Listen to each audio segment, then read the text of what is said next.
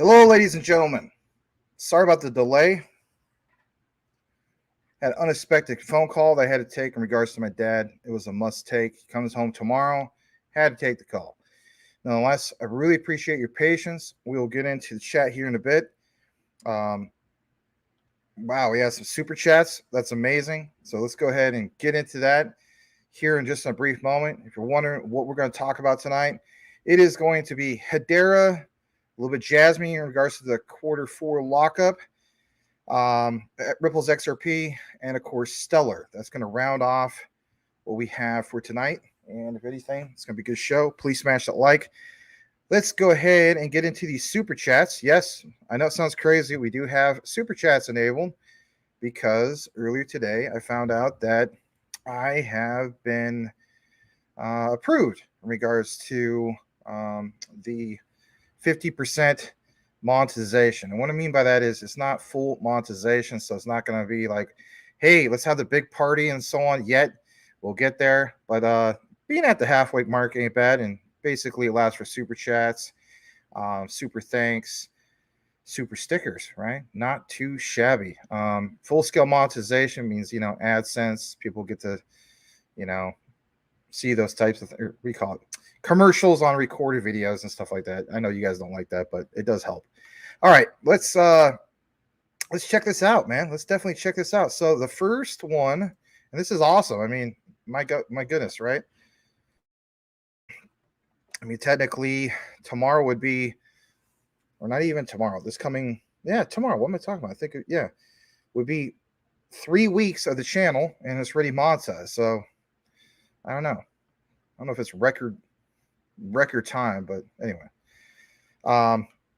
First comment comes from Tim Shea, who says, hey, let's welcome Dingy real quick. Glad to have you. Brittany, also as well. Thank you guys so much for being here. Mayor Crypto, Crypto Commissioner, Tim Shea, all you guys, right? Represent the 589th. Elon Muff, Mike Cornwell, 1999 super chat. For those wondering, Max can get super chats now. Yes, like I was saying. Thank you so much. Can't thank you enough. And technically speaking, you also did some on the XRP chart. Go figure, right? He was saying basically to pop that. You know what? Yeah, you did. So thank you again on that, Mr. Michael Cornwell, aka Elon Muff. You guys rock, man. Thank you for recognizing that. And oh yeah, the other thing was there's what you call it memberships, right? There's all sorts of different membership levels. One particular one is kind of crazy, but obviously hardly anybody's gonna do that. But there might be, somebody needs me to, take them by the hand. I don't mean that disrespectfully. But yeah, awesome. Thank you so much. And on top of that, you got a $2 super sticker. Hopefully it shows up on the other screen. I don't know if it will. Let's see if we can pull this up on the other screen real quick. All right. I don't even know if I can load up the other screen. Yes, I can load up the other screen. All right. Let's see here. Wow. There is so much coming through. Oh, it looks cool. Looks super cool. Awesome. Awesome. Yeah, very, very cool. Let's give a heart to Boomer F and Sooner. Some of you, oh my gosh, you guys. Wow, I got a lot to catch up on.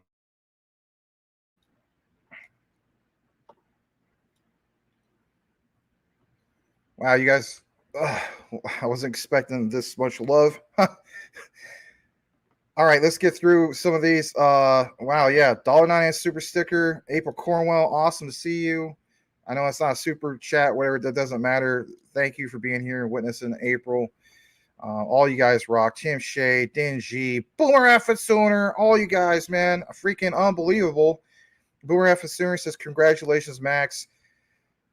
Thank you guys. I mean, oh my gosh, so humbled at this point, right? Wow. Selmo Fuzz in the house. Thank you for being here, Selmo Fudd. Boomer F and Sooner, thank you for that super chat, man. What is it again? $5 super chat. Oh my gosh, Selmo Fudd with $1 super chat. Let's welcome HTTR all day, popcorn ready, and cold beer for the show. Thank you. I don't know who you are, but welcome. Glad to have newcomers, right? But Selmo, appreciate you, my friend. Thank you so much, man. Really do appreciate that. And, best of all, like,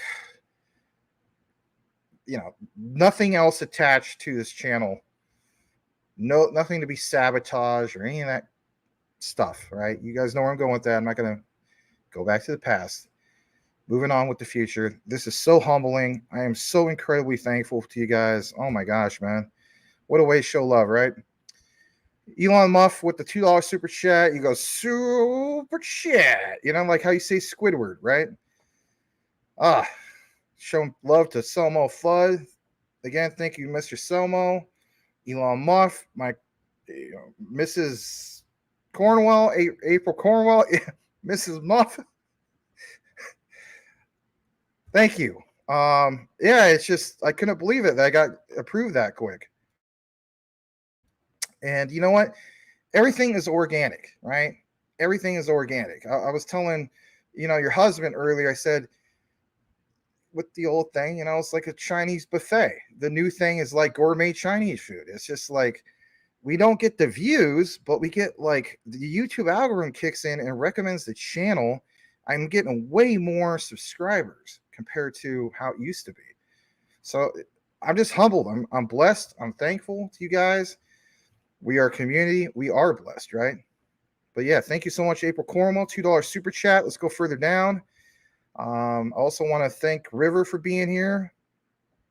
Cool comment. Football practice. Hope that works out pretty well. Shout out to you.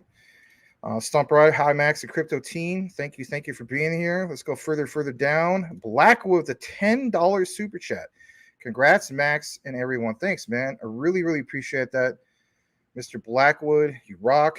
Got the classic dog, right, going on. You had that for a while.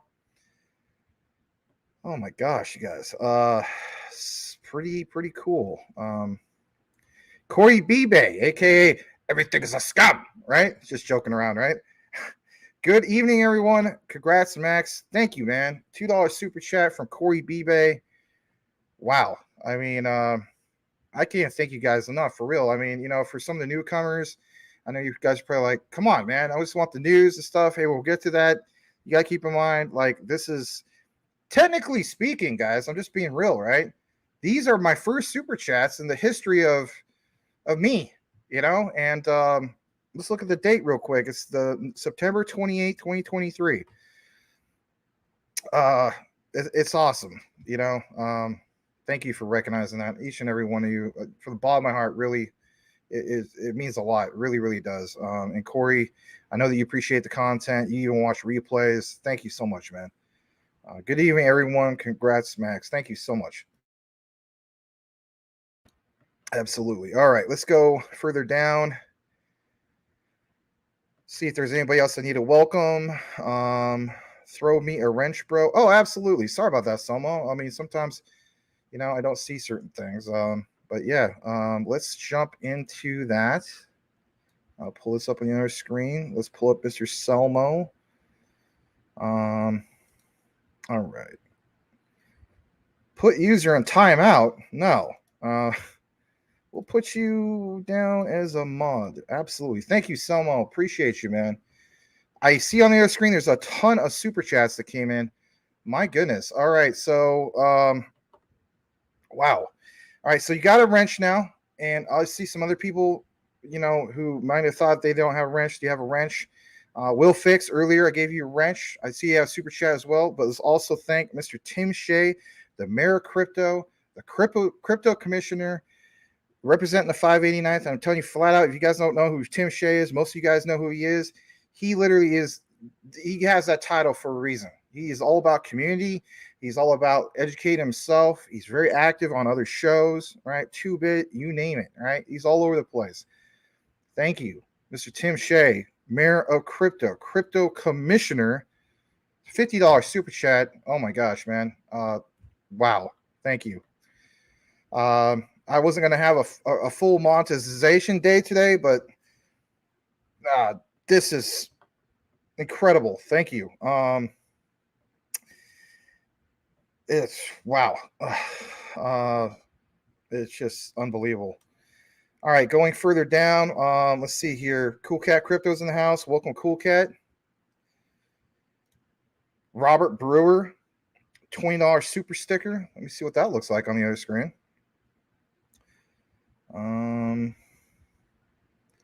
I don't know if I can even view it. There's so many super chats and stuff. Oh my gosh. Well, I'm sorry I can't view it, but you can view it. Oh, I see it. You are amazing with the thing that looks like Grimace, but it's kind of turquoise. Looks cool, man. Looks super cool. Thank you for that $20 super sticker, Robert Brewer. Oh my gosh, you guys rock, right? What's going on? This unbelievable amount of love and blessing. God is good. I want to state that. God is good. You guys know the struggle. It is a grind, but to be appreciated. You guys gonna make me cry or something. I'm not gonna do that, but oh my gosh. I wish I could give you guys like a virtual hug, or I guess I'll give you a dab, right? Some of you guys say, hey bro, no homo, right? Well, anyway, here's dabs. Love to all around. I don't know what to say, man. I am so humbled. Basically, it's incredible. All right, let's see here. Let's go further down. How do you? Let me read this real quick. How do you store Casper in a hardware wallet? Well, basically speaking, I don't know if you use a ledger. There's other ones, there's some quick tutorial videos. We can probably get into some of that here in a bit. But nonetheless, let me just get through some of these super chats and so on. Also, we have various members of our community can let you know about that as well. But yeah, let's welcome M. Consider changing your avatar to something that speaks more about who you are and what you're about. And I do want to welcome you, right? Because I think you had a question a couple times.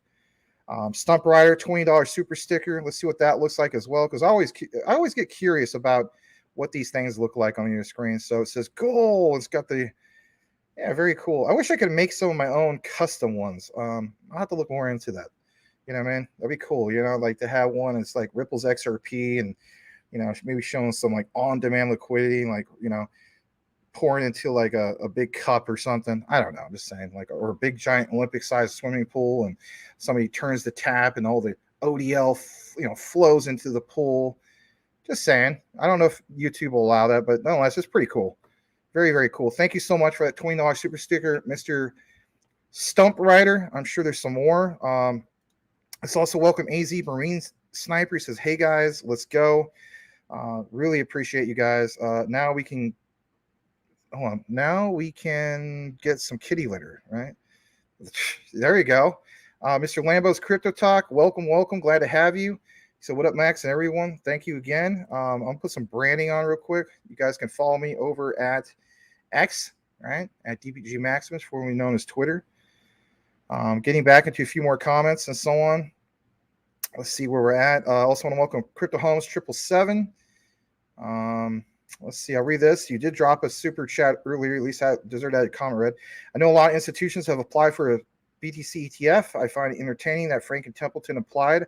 When approved, their BTC ETF will be running on Stellar's blockchain. Imagine that is awesome that you share that. And yes, that Franklin Templeton partnership with Stellar is still no joke.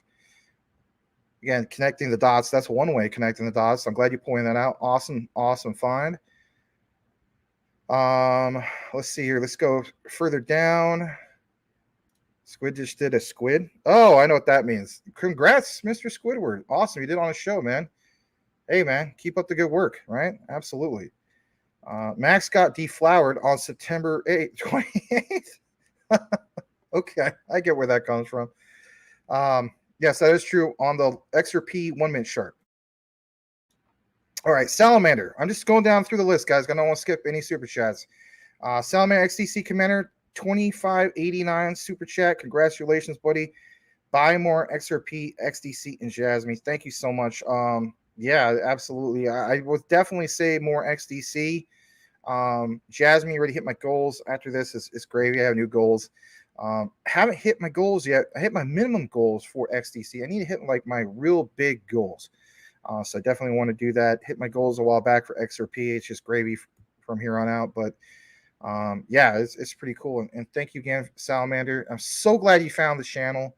You know, I just want to state that. And you guys, this is Salamander, the XDC commander. The reason why we call him that, he's made it public a long time ago, over 1 million XDC. And I'm pretty sure if you want to share it, Sal, haven't you been into XDC at like what, a penny and a half at one point or something like that? Well under 2 cents. Look how that turned out for you. Boom. Thank you for being here. And thank you again for the awesome support and your ongoing continued support, Salamander. Pretty awesome. AZ Marine Sniper, LCX, Quant, and Jasmy, baby. Yes, baby, right? Will Fix. Wow, man. $5 super sticker. Thank you so much. Thank you for sharing the love. Will, so glad to be able to reconnect with you, man. Guys, you got to keep in mind, like, what's it say here?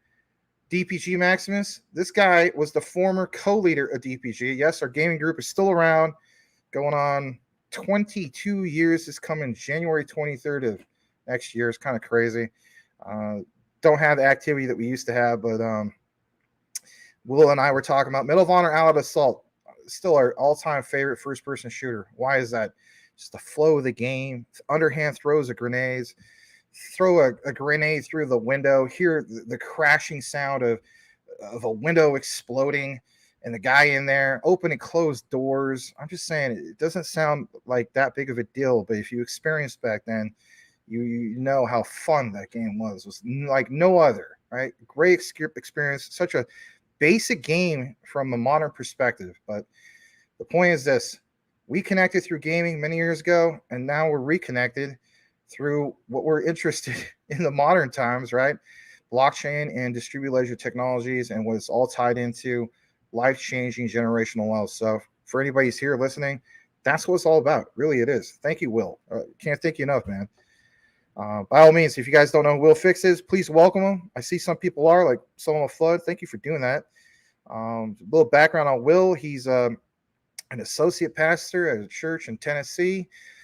He's also he owns a couple bail bondsman businesses and so on. So he's like the Christian Mandalorian, right? How cool is that? That's a cool title. GT, evening, everyone. Congrats, Max. You earned it. Thanks. Yeah, you could say that more than earned it. But you want to know something? You guys helped me earn this. Why? Because we have an awesome community here. And if you're brand new to the channel, come join our community. It's free, basically, right? All you got to do is just simply show up, learn. Doesn't cost you anything. When you see these new things that you've never seen before, it's just to support the channel, basically. But we don't have a requirement as far as, paying for whatever, right? Unless you want me to walk you, take you by the hand and walk you through some certain things on everything I know, then there is something in regards to that. Maybe you guys saw the price on that and think, what the heck? But there is that. Anyway, all right, let's see here. Let's go further down. Stargazer, I don't have a wrench. You don't have a wrench. All right, let's get you a wrench. Let's see here. Stargazer. Let me see where we're at. I think there's other super chats, so I do apologize. Let me get into it real quick. Where is Stargazer? There he is. Let's add him as a moderator. There you go. You should have it. Please let me know if you don't have it for whatever reason.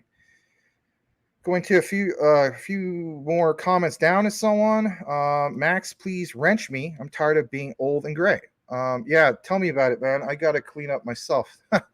Anyway, the beauty of hair dye, right? Anyway, yeah, let's get you, was it Blackwood? Yeah, Blackwood. Let's get you a wrench. I have to go through the other screen real quick. All right, let's see here. Too many people coming in, so take this bag of, oh, that didn't say that. Bag of fists. Whoa, had to catch myself on that one. My goodness, sorry about that. Yeah, you don't want a bag of, you know what? You want a bag of Coney Islands, right? Anyway, moving along, right? Nothing to see here. All right, let's go further down. I think there's a few more, if I'm not mistaken. What's going on, y'all? Got Max all emotional. Yeah. I won't have to poop on the bed anymore. What the heck? Remember that whole thing a long time ago with what was it, that Johnny Depp trial? You guys remember that? And then there was Amber Heard with her turd, and she literally dropped a deuce on the bed. Was that like over a year ago? Anyway, let's welcome half Dan DeBlack, aka Danilo. You know he's going to say at some point, yes, glad to have you here. April Cornwall, $2 super chat here for you, Max. So much love. It's awesome. Thank you so much. Oh my gosh. Is Solana overrated? What utility do they have? I think they had their moment in the sun. Some people still feel as though they will have their moment again. The way I look at Solana is kind of like a faster version of Ethereum to a sense. Obviously, they stood out when it comes to the NFTs. Obviously, at one point they boasted, was it like 25 or 30,000 TPS supposedly? But we also know that their network has gone down a few times and whatnot. I don't know. Maybe they have their time in the sun again. I have to look more into it, right? I haven't checked it out since, really deeply for, maybe a year or more. But we can get more into that some other particular time. Mr. Ur says, Ur. All right. Thank you, Danilo. You rock, man. I appreciate that. Very interesting avatar, nonetheless. You always have interesting avatars, but that's cool. I want you to feel like you can do your thing. And if you want to say you can say right? You always do that, pump some iron, do it. Shout the $10 super chat. I'm kidding. Thank you for that. Let's go further down into, I guess there's some more. There might not be, and that's okay too. Let's see here. What is this? Y'all better look out now. I have a big wrench. Wow, a big wrench. All right. Yes, Coney Island talk now. Better watch out. Mike Cornwell has that shirt. He might make, merch for that. Wouldn't that be something that was merch? I don't know. I don't know if I want to do merch for that, but anyway, there will be merch at some point. All right, Patrick Collier, man, good to see you. I was wondering about you, Patrick. $50 super chat. My God. All right, this is an inside joke. Take it as you will. Don't be a prude, right? So Patrick says, 589 mud butt. Will Fix and all the newcomers, you don't know all this terminology. I just want to state this, right? There's this guy who used to watch the show. His name was Rain, and he had constant problems with his stomach and some other things. He was saying that he was going to drink castor oil, and that he had like chronic mud butt, or maybe it was Brian Dowie who mentioned that. I don't know. Did we see Brian Dowie tonight? Is he the one that's missing tonight in attendance? Yes, I'm taking attendance. Anyways, it was just a weird joke. And then we start talking about this whole thing about mud butt. It was horrible. It was disgusting. It was funny. And then I started busting out into tears because it was hilarious. Then everybody heard my true laugh. And then it became infectious because, oh my God, Max's laugh, right? If I get really into a laugh, I have a certain type of laugh. You guys have experienced it in the past. And then it became infectious. Somebody was mowing their lawn or something like that. I don't know, it was Cody Core or somebody like that. And then they start laughing. It was just this chain reaction of all these laughs due to the concept of this thing of mud butt. Mud butt will never go away. We even joke around and call certain things like fat juice and stuff like that. That's not fat juice. It's a Coke. Yes, I know it's a Coke. So bad. But you know what? Bite me, right? Okay. Carolina Polo Stick, my Vaseline, and my fat juice. Oh my gosh. All right. Thank you so much, Patrick. $50 super chat. Oh my gosh, what a humbling time. Unbelievable. Awesome, says Elon Muff. We appreciate you, Max. I appreciate you too. I appreciate all you guys. For real. Like, no joke. It's just it's nice to be recognized. You guys are obviously recognized with your super chats and so on. Even if you didn't drop a super chat for some of you guys, I just want to say that I'm really thankful for each and every one of you, just ongoing support and so on. It's humbling. Yes, sir. Brothers from different mothers. Yep, absolutely. All right. We'll fix saying what's up to everybody. Just trying to get through some of the stuff. Not get through it in a bad way, right? Yeah, like 3 times, man. It crashed. It's like there's opportunity there. Don't get me wrong. Especially like when we saw during the time of FTX, Solana was well below $10, and then look how that worked. But there's other opportunities, right? I don't know.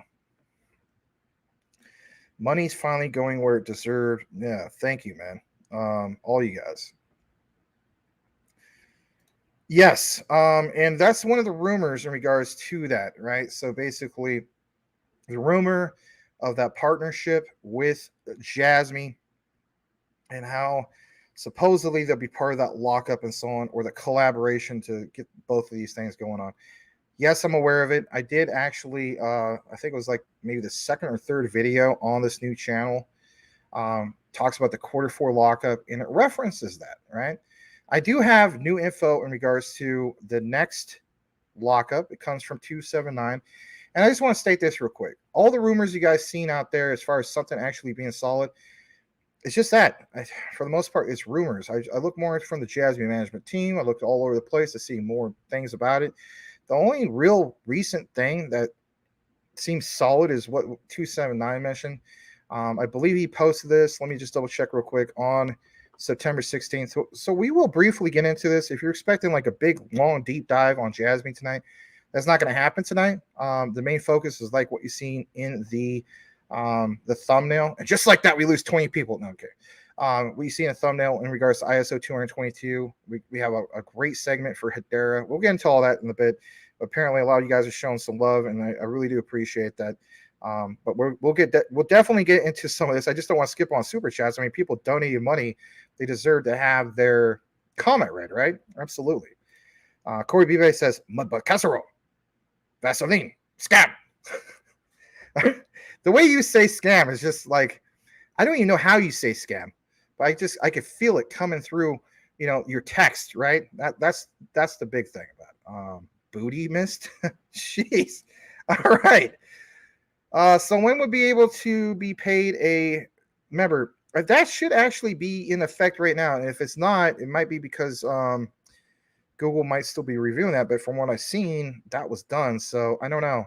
If it's not during the show, maybe it will be. What is today? Thursday. All right. So obviously by Monday you'll be able to do something like that, or over the weekend or so on. So we'll see what happens with that. All right. So Will Fix has got the dabs. Thank you, Will. GS, God bless you, Max. You're doing God's work. Thanks, man. God bless you too. For real, right? Thank you so much. God is definitely good. Always. All right. Jonathan Baker and Andrew Gonzalez. Let's welcome you guys. He says GBEX. A little update. I need to do a little bit more GBEX. This is something else that's humbling, right? Sometimes you just don't know who's following you until you stumble upon it. I want to show you something kind of cool. I'm going to share this on screen real quick. Globians. Let's pull this up real quick. The real Globians. Okay. So I want to share this. I believe it's the right one. Hold on. Globians. Globians pay. Now this is the real Globians. Okay. Yeah, check this out. Right. I'm going to show you this for a second. Keep in mind, this channel is only like 1,100 subs. The real Globians. Look at that, guys. I'll full screen it. They follow me. Why do they follow me? Maybe because I talk about XDC a lot, right? And once in a while, I do talk about GBEX, and you guys talk about GBEX a lot too. Shout out to people like Cool Cat Crypto, and all you guys, the whole GBEX, right? But yeah, that's humbling to have Globians follow a channel that's only 1,100 subs and so on. I don't know. Maybe they appreciate people like me and our community. So thank you to whoever originally introduced Globians to our community. Roughly, a year and a half ago, something like that. So pretty cool. Thank you so much, Andrew Gonzalez. Welcome back. Good to see you. Jonathan Baker, Real World Assets, Kana Labs, Boston Protocol. Looks fantastic. RWA. Yeah, we did a deep dive about Kana Labs. I don't know. Maybe it wasn't the best thumbnail, but I'll try to make it better next time. But yeah, the whole thing with Kana Labs is absolutely huge. All right. Let's see here. What up? What up? Glad to have you. I'm just gonna double check some things real quick. Yeah, it was hysterical to say the least.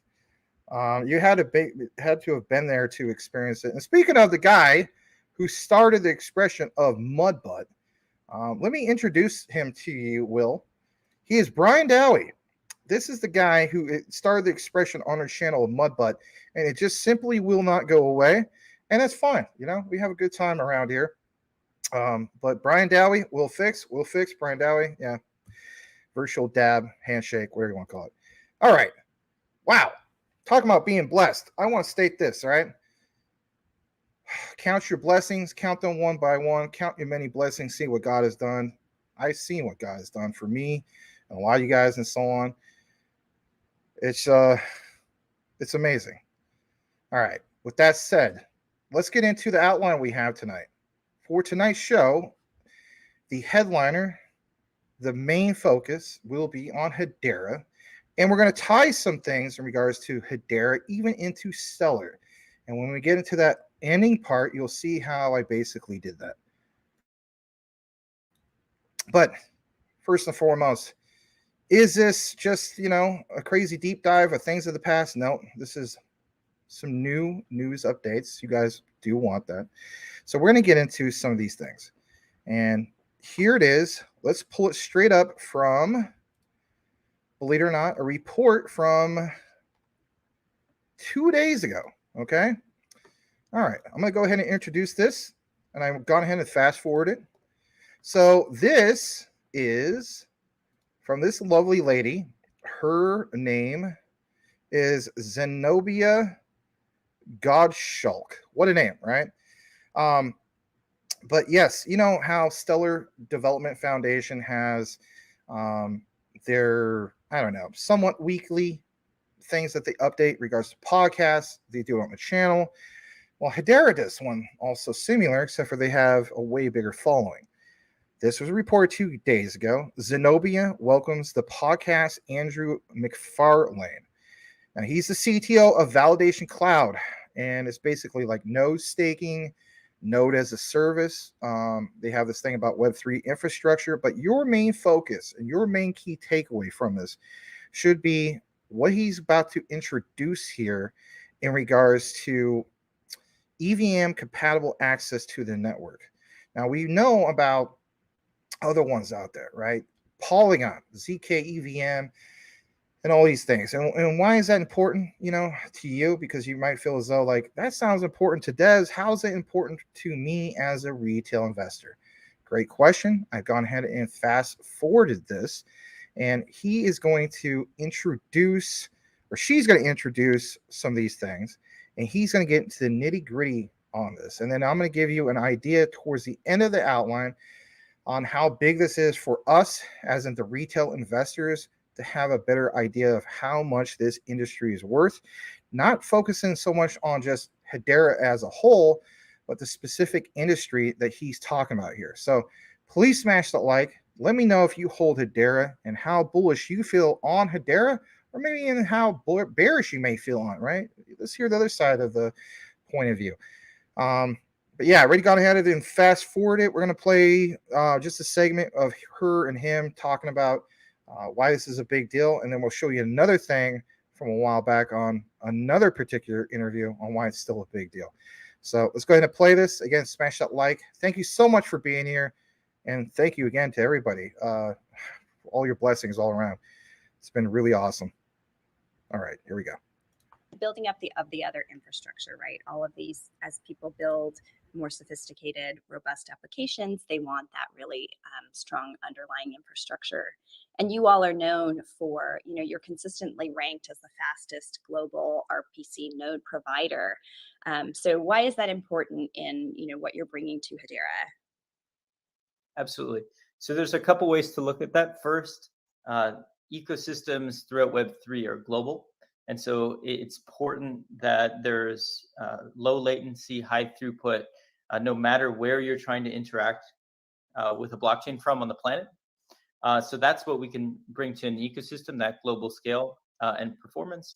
But it's also important on an application or enterprise level. You always need the ability to push more throughput in order to scale your applications, build more sophisticated applications. And we also use this global scale network as a resilience mechanism. Perhaps most importantly, node API endpoints are your lifeline as a Web3 business. If you lose that connectivity, you can't communicate with the chain at all. And so our global scale doubles as a resilience mechanism. So with that single URL and API key, you can interact with the entire scale. What that means, if there's any local or regional based issues, you're simply rerouted automatically to the next closest point of entry, and your business continues and has its important resilience to keep on operating and communicating with the network. Yeah, and these are terms that I think, anyone who has been in enterprise software for a while will be very familiar with, right? That kind of infrastructure, you need that enterprise grade infrastructure if you're going to trust, companies of every size, right? A startup can't be down for any period of time. That's their lifeblood. And a large brand also doesn't want to be down for any period of time. That's their brand reputation. So, that level of robustness, I think you're starting to see become much more important to these Web3 ecosystems. Absolutely. And perhaps one more important point that goes along with that resilience and infrastructure is SOC 2 compliance. So we've worked very diligently to have that be a part of the platform, which is really the gold standard for data security Yeah. in the Web2 world. And so we're bringing that to Web3 along with the resilience of the infrastructure. Yeah, that's absolutely a checkbox for a lot of people as they look at their providers. Fantastic. Okay, so I got some more about this, right? She talks about the infrastructure. He shares the whole thing in regards to infrastructure. Scalability is the bottom line. Always talking about scalability when it comes to all this, right? Cool Cat Crypto, shout out to you. You always talk about scalability. Can this scale and so on? Well, that was addressed, right? All right, so a little bit of a blast from the past. And if anything, why bring this to your attention in regards to EVM equivalence, right? Great question. Check this out for a second. So you have this, and this comes straight from the HBAR Foundation. And in regards to this specific report, take a look into it yourself, and I'll blow this up a little bit more. Hopefully it doesn't mess up my outline. All right, let's see. Yes, there it is. Nice and big for you guys like Boomer F and Sooner on the couch, reviewing for your phone, you name it, right? EVM equivalence. Why does this matter so much? Well, for one, like it says, it enables Ethereum devs looking to build on the Hedera EVM to do so with minimal friction. Now, we talk about other things like obviously Stellar with Sorbonne. Do you see the common factors that exist? Basically, you do. Devs jumping ship to the other faster, more innovative platforms. We talk about with Stellar, with Sorbonne. We talk about with other projects. Now, obviously, Hedera, right? And there's obviously other ones as well. I mean, EVMs is not some brand new thing, but what about the whole thing with Hedera, right? We're on the subject about it. Well, part of this means that existing industry standard Ethereum developer tooling is integrated with, of course, Hedera EVM. Basically, it's going to uphold the inherent benefits of the hash graph. As we know, when it comes to hash graph, it is not a blockchain. The hash graph protocol, or the gossip protocol, basically is a distributed ledger technology and a very unique one, right? Look at this part. By bringing high speeds, a predictable gas fee model, fair ordering, and the flexibility of the Hedera Consensus Service, ACS, and Hedera Token Service, HTS, to the wider EVM community, developers building on the Hedera EVM will benefit from unmatched power and flexibility. They, of course, state that they firmly believe that this presents an opportunity for developers to unlock the next generation of decentralized applications in Web3. Now, of course, I've said it numerous times, I'll keep saying it. This was pointed out to me in regards to the want and need, or the supply and demand for dApps. And Charlie Shrem of Investor Place, a premium service that I'm subscribed to. I'm not paid by them. I know I mention them quite a bit. But literally throughout early this year, maybe even late last year, he said that by the end of 2023, watch out for dApps. There's still money to be made in 2023. Yes, we feel as though that, things as far as the real bull market and so on could be 2024, 2025. But dApps should start like sounding off, coming together, doing big things on multiple blockchains and distributed ledger technologies and so on. I think this pounds it home even that much more, because now you are starting to see this coming to fruition. Why is that? Examples of, for instance, other devs jumping ship, joining up with the new innovative technologies, Hedera, you name it.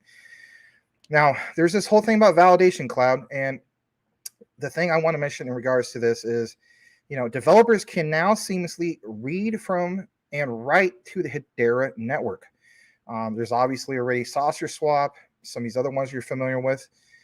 But I want to introduce this to you. And if anything, it's a blast from the past in regards to this particular gentleman. And it's down here. And basically, he's going to talk about with this guy on the right. I'm sure you've seen him before. Some of you guys have subscribed to him. A little bit of a smaller channel, but this guy gets some exclusive interviews. But validation cloud, right? It's absolutely critical in regards to Hedera's infrastructure.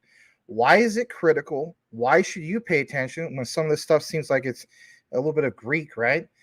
He asks the hard questions. I want you to pay attention to this. This one's a 6-minute long interview.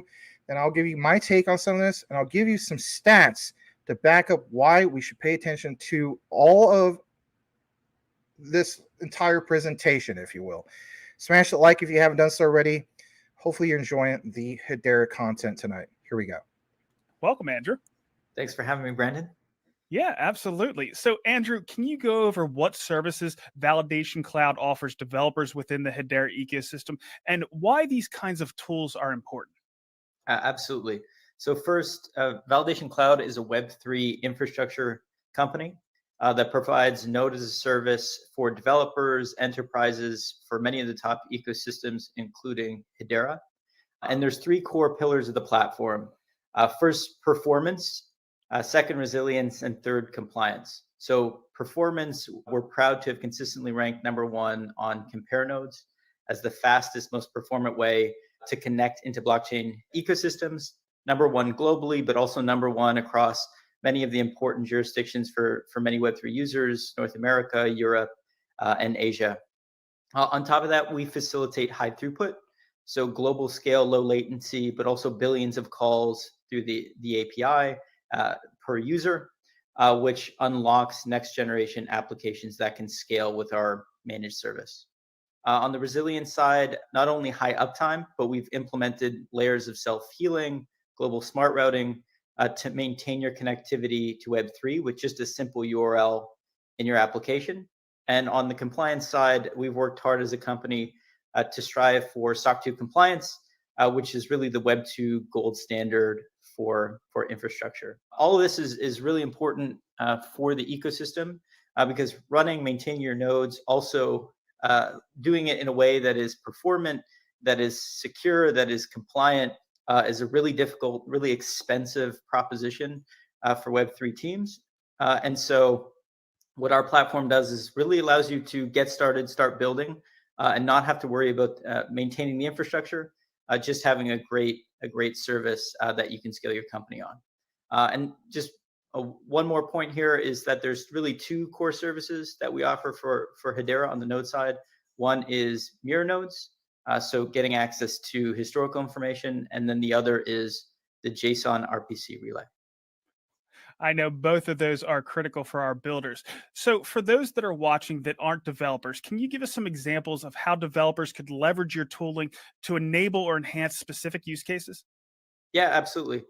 So let's say you want to use a mirror node service. What that allows you to do is gain access to historical information, transactions on the blockchain. What you can do with that is a number of things. You could perform transaction analytics. You could audit your historical transactions. Let's say if you were a professional services firm, you can also monitor for event-driven workflows. That could be if you're running a DeFi application or trading. You may be interested in looking for those events to trigger some actions that you take, or look at your historical performance in terms of your activity. On the JSON RPC relay side, really starts to get EVM-like compatibility on top of Hedera. So you can interact with the protocol in a similar way you could expect on top of some other EVM-based chains. And that can bring in also tooling into the ecosystem For example, wallet support like MetaMask, which begins to be possible on top of Hedera with this functionality.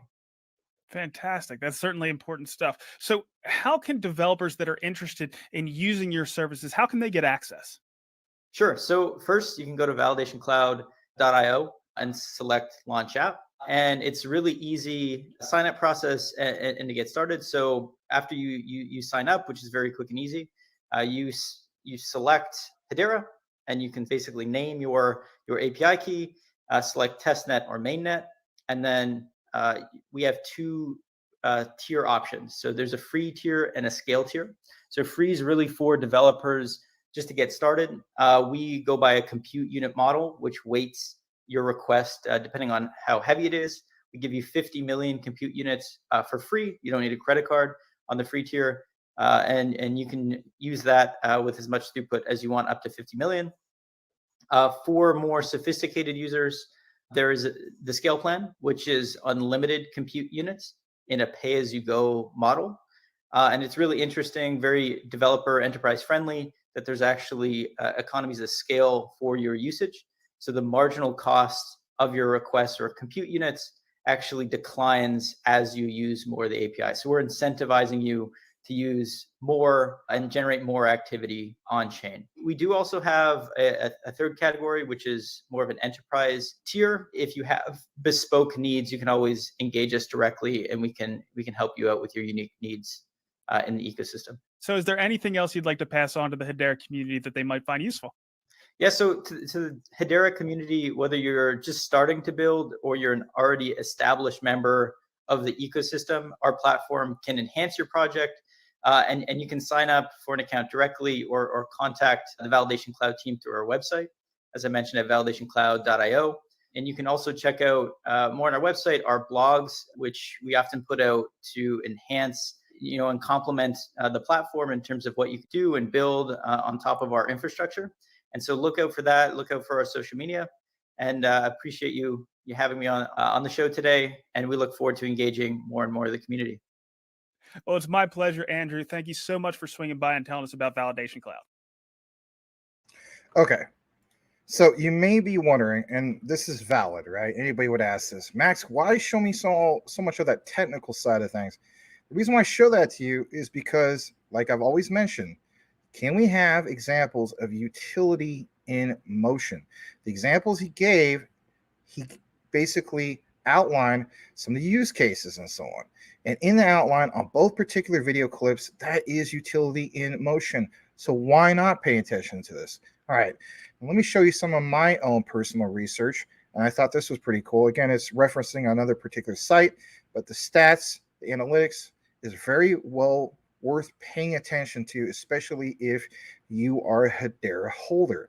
So this industry that he's talking about and so on, let's take you over to what this is all about.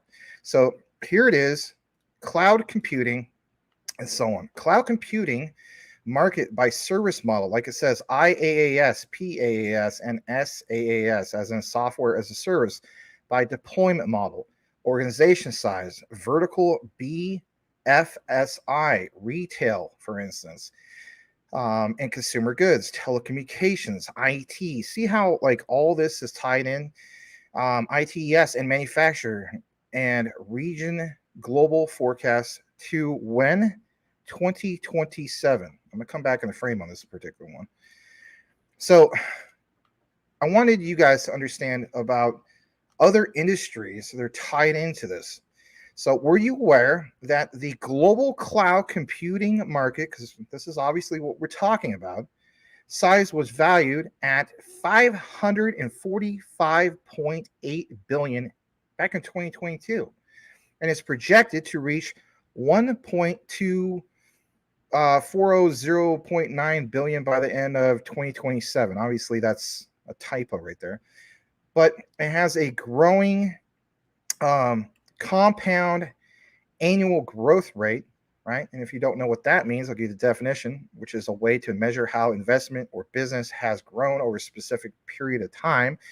Also takes into account the effect of compounding, which means that the growth builds upon itself, right? How cool is that, right? Compound interest. Like if you ever taking economics class back in the day, right? It's a big deal, right? So anyway, getting into this, check out some of these stats. This is crazy stuff, right? I'll come back out of the frame on this one. Check this out. And basically mentions that,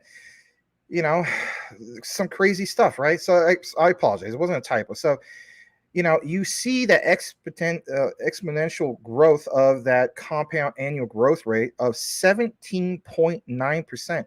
Like I mentioned before, my parents would have killed for this back in the day, right? They thought it was a big deal. What was it, back in the early 1980s, I believe it was, maybe late 70s. They had some crazy interest rates. I think of like 14%. They would absolutely kill for this, especially in this modern market. Well, the global cloud computing market is projected to be valued at USD 1.2 billion by 2027, growing at a compound annual growth rate, like I said, almost 18% during that forecasted period. How about the Asian market? The market growth in Asia Pacific is attributed to the rising digitalization among enterprises in the region and focused investments to reduce expenses. Market growth can be attributed to the growing, listen to this, guys, adoption of cloud computing and related technologies, globally, right? Acquisitions and product launches would offer lucrative opportunities for market players in the next 5 years. So again, like it says, right? Lucrative opportunities for market players. Who is the market player that we're focusing on today? Right? Absolutely. Hedera. Going more into the last two parts, I want to, show you guys here. Increased automation and agility are expected to drive the cloud computing market, obviously. Rise in the number of SMEs. We talked about this before. What is SME? Small to medium enterprise. Okay. To create new revenue opportunities for cloud vendors and increase in the adoption of hybrid cloud services are expected to provide growth opportunities for the vendors in the cloud computing market. Now, what should be your key takeaway from all this? Well, it should be understanding how all this stuff is tied into, obviously, not just Hedera. Let's just be honest about that, right? But some of the other ones, right? This is where the whole concept of be diversified and understand all these different types of industries and what utility that you have. Obviously we gave that Polygon example. Was it ZK-EVM, right? We talked about this example with Hedera. We also gave that Stellar example. For me, I hold all three of those. And all of these are basically within my top 5 to top 6, basically. So there is where it's at in regards to that. Thought I would share it with you. Let me know how big you feel this will be. And again, this is just one sector, one industry of many when it comes to Hedera. You heard talks when it comes to Hedera and how big it could basically be. Some people, I even seen, was it Rich, Common Sense Crypto. He was talking about, like, watch out. So many people were talking about Hedera could easily be in the top 5. Say what you want. This is just one of many different industries that they are a part of. When you look into the nitty gritty of how much these industries are worth, or for instance, like the compound annual gross rate that we're looking at and so on, man, I mean, I get really, really, I said growth rate. It gets me excited because if anything, it lets me realize the potential that we have here. So hopefully you guys enjoyed the Hedera segment. We obviously have other coverage for you tonight. The next part of what we have on the lineup tonight is going to be Ripple's XRP, and it was a recent post that came out, I think, earlier today. We're going to jump into that, why it matters to you, maybe why it doesn't matter to you, should matter to you. Anyway, let's get back into the comments. Got quite a bit left, and let's see here. What do we have? Well, let's get into the next bit of comments. I saw OG Crypto's in the house. Good to see you, man. Big OG. All right. We also will get back into the last bit of comments. Okay, so what we have here, let me see. Cool Cat Crypto, quote, just wait till January 15, 2024, tee-hee-hee, Satoshi. Oh, it must be a BSV hint. Interesting. All right, Mr. J, welcome. Welcome. And Nada and Karate are both on H-bar and have potential. Huh. All right. Let me go further down. Just a few more. Let's see if you guys got any specific things. Blackwood, Max, great idea to show the icon for whichever project you're talking about. Thank you. So that way, if people doze off, right, and some people do sometimes, they wake up and they're like, oh, that's the thing I wanted him to talk about, right? Yeah, I get it. That's all right. That's okay. Nothing wrong with that. We work hard and sometimes we pass out. Henry Brown says H-bar. Yes, I'm glad you saw that. I'm glad you like H-bar. OG Crypto, yes. Waving. Boom, there's a dab once again. Squish the like button. All right, well, that's like button, wherever you want to call it. All right. Shame. What is this? You put in a camera by the door. Whoever doesn't smash the like will be named and shamed. Ah, that's why Boomer's saying that. Okay. That makes sense. I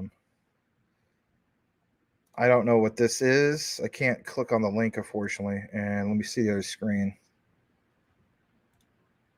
I think that went away. There's a super chat that came through. All right, let me see here. Let me get into that because I don't want it to go away. Comes from Din G, says, good job. He's got what is that? Is that a cat or Shiba Inu? I don't know. It's a cat. Maybe he had another super chat. No. Okay, I see what it is. It's showing that you have your dog, and then there's also the little cat. So it is a cat. All right, let's go ahead and highlight that real quick. Let me see. Sorry if I'm skipping over a bunch of comments. I want to welcome Calvin. All I wish for Christmas is a Bitcoin ETF. Good to see you, Calvin. Appreciate you being here, man. Boomer Officer XLM and H-bar, $50. Really think they both can hit a 1.2 trillion market cap. That would be nice. That'd be more than nice. All right. Henry Brown, just real quick. Swiss Bank, Hypo. I don't even know how to pronounce that bank. Lunsberg joins SDX crypto exchange. All right. Dingy with the $7 Canadian super sticker. Thanks, man. Appreciate it, Mr. Dingy. Mr. Daniel. Thank you. Boom. All right. XRP dropped the Fortress buy. Huh. All right. Let's welcome Magic Power. He says, hello, guten Tag, Sie Liechtenstein Exchange and Jasmy and the Rice Crop Consortium in the house. Thank you for being here, Mr. Magic Power. Let's go. If I didn't properly thank you, Dingy, thank you for the super chat. All right, going to the bottom comment. You guys are all obviously welcome to show, and that's always good. We are now going to get into the Ripple XRP segment, and it's not a super long segment, but it's pretty cool. Got some visuals, all that stuff for you. And if you like the new thing with the branding, I'm going to show you this one in regards to Ripple. Yes, XRP is king, right? That one's pretty cool. All right, so we're going to jump into this, and let me just take off some of the tabs real quick. All right, here it is, straight from Ripple. I think it was posted today.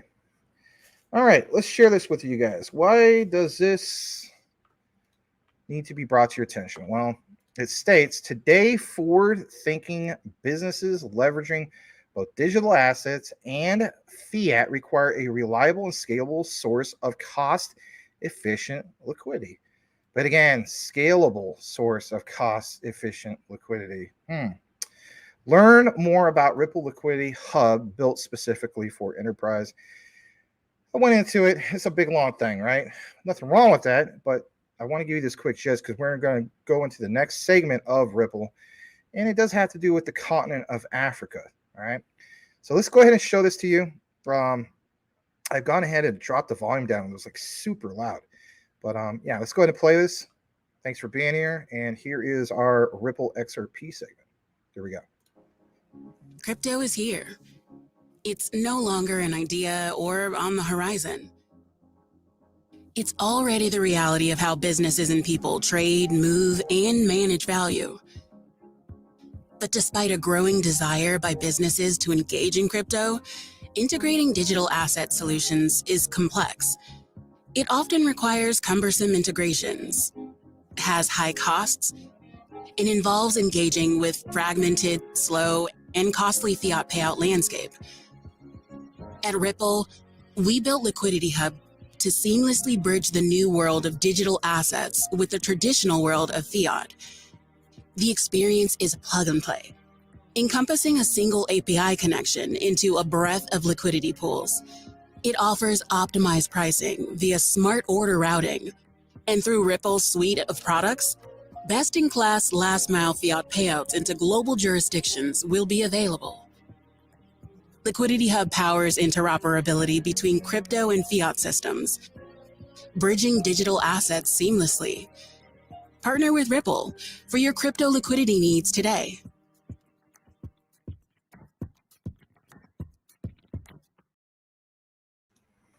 All right. There's more. There has to be more, right? So I'm going to jump over to this real quick. And basically speaking, the part about Africa, okay? So again, let that video kind of resonate in your head, right?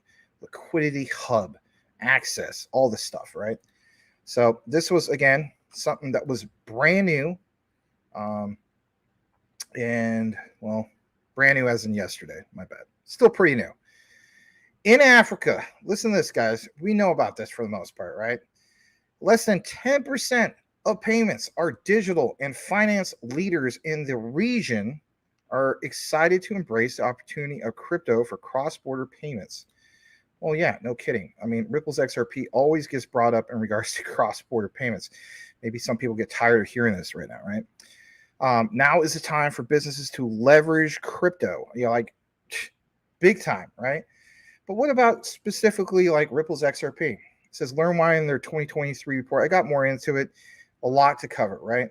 But this quick little video is going to show you something. And I agree with Digital Tycoon. We do follow each other. It's called world adoption, right? And it's bullish.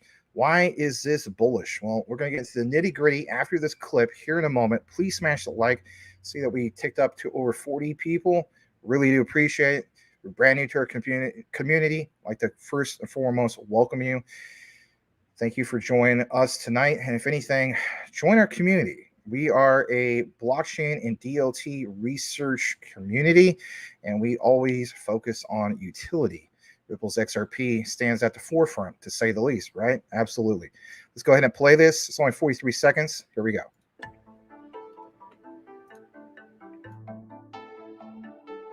Crypto is starting to play a key role for payments across the Middle East and North Africa. In Africa, less than 10% of the payments are digital. It's a market that's essentially untapped, and finance leaders in the region are excited to embrace this opportunity. In Ripple's global survey, 2/3 of the finance leaders in MENA cite faster payments and settlement times as the #1 value proposition for incorporating crypto in their cross-border payments business. For more crypto trends in business, download the 2023 New Value Report. All right. So basically speaking, I did see that report, and the report's pretty cool. Don't get me wrong. It's just for the purposes of, trying to maybe do a little bit better time constraints tonight. I want to kind of condense it a little bit. Now, what I will show you in regards to what was briefly explained from the whole thing of Africa is this right here, and it comes from computerweekly.com. I'm going to share it for you can see it. And basically speaking, it talks about, some things. And in regards to Africa, right? I mean, we are on the topic about Africa. Let me try to blow it up a little bit more, excuse me, for you can see it. And let's see. Yeah, I might put out this particular one. So according to the World Bank, and we have referenced the World Bank before, I did a deep dive on the old channel a long time ago, right? Maybe 6, 7, 8 months ago. It talks about specifically how the World Bank in that particular brochure references both Ripple's XRP and Stellar XLM as global stablecoins and only chooses those two. Now that is big. right? If you're brand new to crypto, don't have the attitude that, well, then what's the big deal about Ripple's XRP? What's the big deal about Stellar's XLM if it's only going to be $1 stablecoin? This is not the type of stable coin we're talking about. There's other forms of stable coins. You got to keep in mind a high stable value. So what is referenced here from computerweek.com, and why should it matter to you? Well, again, like it says, according to the World Bank, 2/3 of Africa, because we're on the subject of Africa, remains unconnected, right? Inhospitable physical environments and largely rural populations make laying fiber broadband near impossible in many countries. Yeah, very, very true. The concept of it seems easy, but when you look more into it, it could be obviously a problem. Nearly 300 million Africans live more than 50 kilometers from a fiber or cable broadband connection, according to the African Union. Even land-based connectivity between neighboring countries is limited. Most country traffic goes, via undersea cables. If you look more into it, yes, that's a thing. As a result, data centers tend to be located, of course, in coastal cities. So when we get more into this, it states basically this right here, and we have been paying attention to what the X platform has been basically doing, right? Formerly known as Twitter. It states that many countries are looking to emerging satellite services, such as obviously Elon Musk's Starlink, or the UK government-backed OneWeb. Remember the other day we talked about OneWeb?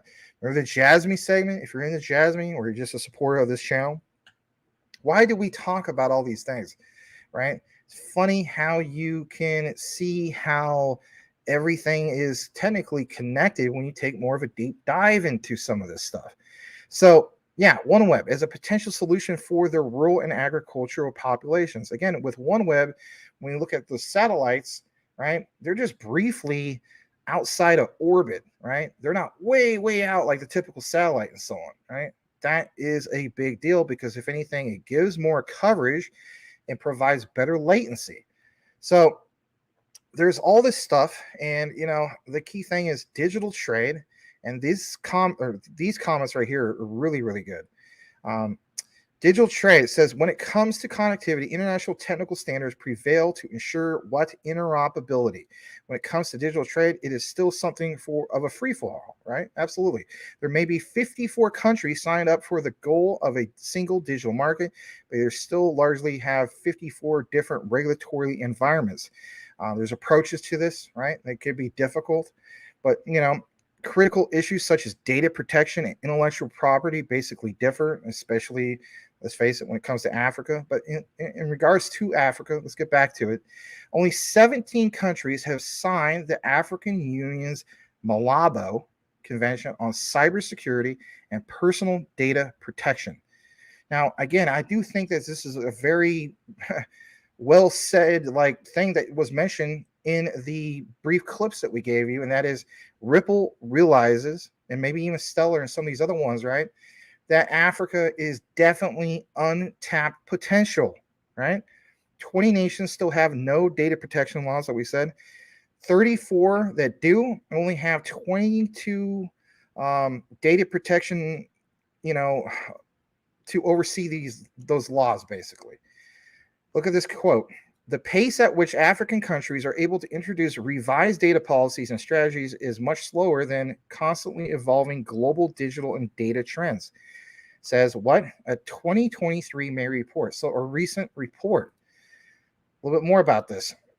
A big amount of data is being collected, processed, stored, and transmitted outside Africa with no information on how it is used and reused. African people and countries are not aware about this economic value and are not benefiting from it to build their digital economy. But if you can educate these people and then they understand the utility in motion, the use cases and so on, well, is it really truly an untapped territory? Absolutely could be. Because if you notice, whether it's with Ripple or especially when it comes to Stellar, their mission is to give access to these areas that simply have never had the access. And isn't that the beautiful thing about even dating back to the whole concept of the inception of Bitcoin back in 2009, right? With the Bitcoin white paper, you know, provide access to people, make a game changer decentralization. I think you now are starting to see it, but you're starting to see more of it with innovative technologies through blockchain distributed technologies, obviously, but something that's more scalable, more innovative. You get it, right? So this is why we're pointing out some of these things. And if anything, to wrap it up with the Ripple XRP segment, and I know we include a little bit more of that Stellar. I like this, and this was posted roughly 6 days ago, right? Again, back from Ripple. And what you see here is worth mentioning, and it's worth sharing to you guys. 24/7, 365 availability, transparency throughout the journey, low cost. Yeah, no kidding. Instant settlement. That's the bigger picture, the bigger deal. Ripple's Aaron Sears makes the case for crypto-enabled payments in this latest Crypto in 1 Minute. Now, if you were a big fan of Ripple's XRP, you've already seen this. He does this whole thing of Crypto 1 Minute. You've seen David Schwartz do it, aka Joel Katz. Let's catch you up on how can CFOs use crypto-enabled payments. Again, thanks for being here. Hopefully you're enjoying this segment. Smash that like. Here we go.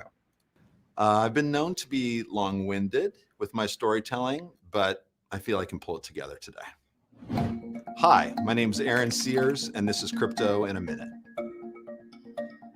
So I'm the CFO, and it's my job to actually manage cash for my company, and part of that is actually moving money across borders. Today, the legacy solutions involve pre-funding accounts, using the legacy wire system that can take 3 to 5 days to settle, and an opaque system where the status of my payment is really not known during the course of its journey. All of this can be super expensive, especially when you talk about tying up that working capital in the pre-funded accounts and having a team of accountants to help top up those balances on a constant basis. With the crypto-powered solution, you have instant settlement, so there's no need to pre-fund.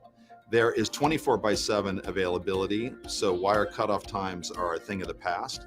There's tremendous transparency, so you can monitor the status of your payment at any point in time. And all of this leads to a much lower cost and a much happier CFO.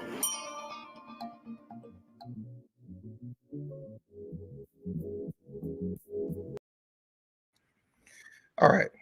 Obviously pretty awesome. Glad to share that. Now, I'm not going to just end it right there. I was thinking about doing it, but I was like, you know what? Can we re-reference the actual brochure in regards to both Ripple's XRP and even Stellar's XLM, as far as being like, you know, the global stable coins from the World Bank reference, right? Well, I'm going to share this with you. This comes straight from that World Bank document. And just in case if you're a newcomer, it's nothing, you know, nothing wrong with having a refresher, especially for you old school guys. But for the newcomers, I want you to see this. And I'm going to keep it right there for a moment. So I'm not in the frame, but stable coins for cross-border payment. Again, this comes from the World Bank document, that particular brochure. I've gone ahead and got right straight to this area. It states, plain as day, stable coins for cross-border payment. Like it says, stablecoins offer instantaneous processing and security of payments, as many cryptocurrencies, of course, do.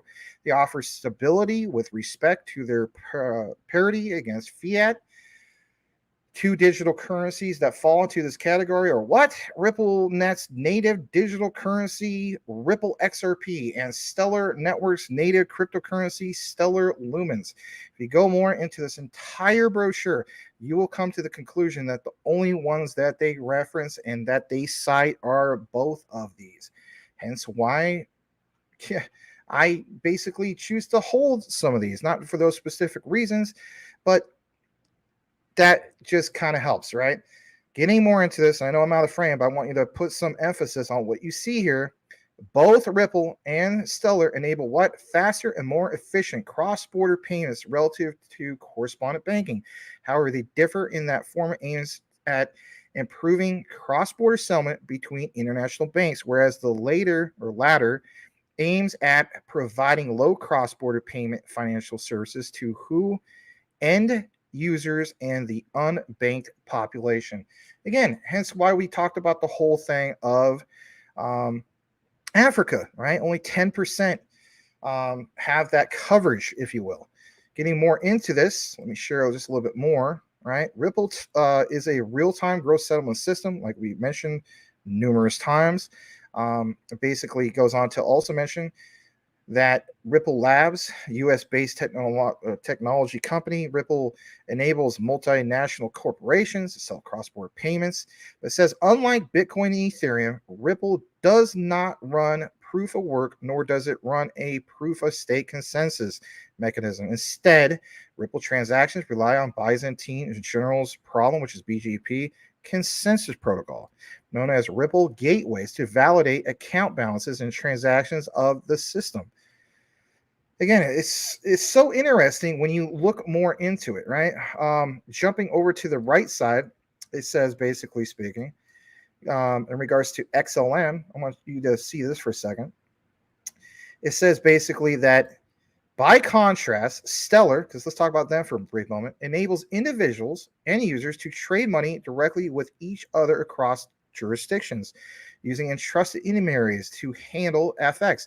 Guys, you may already know this, but the point is the reference from the World Bank, and it only mentions these two. It's still a big deal.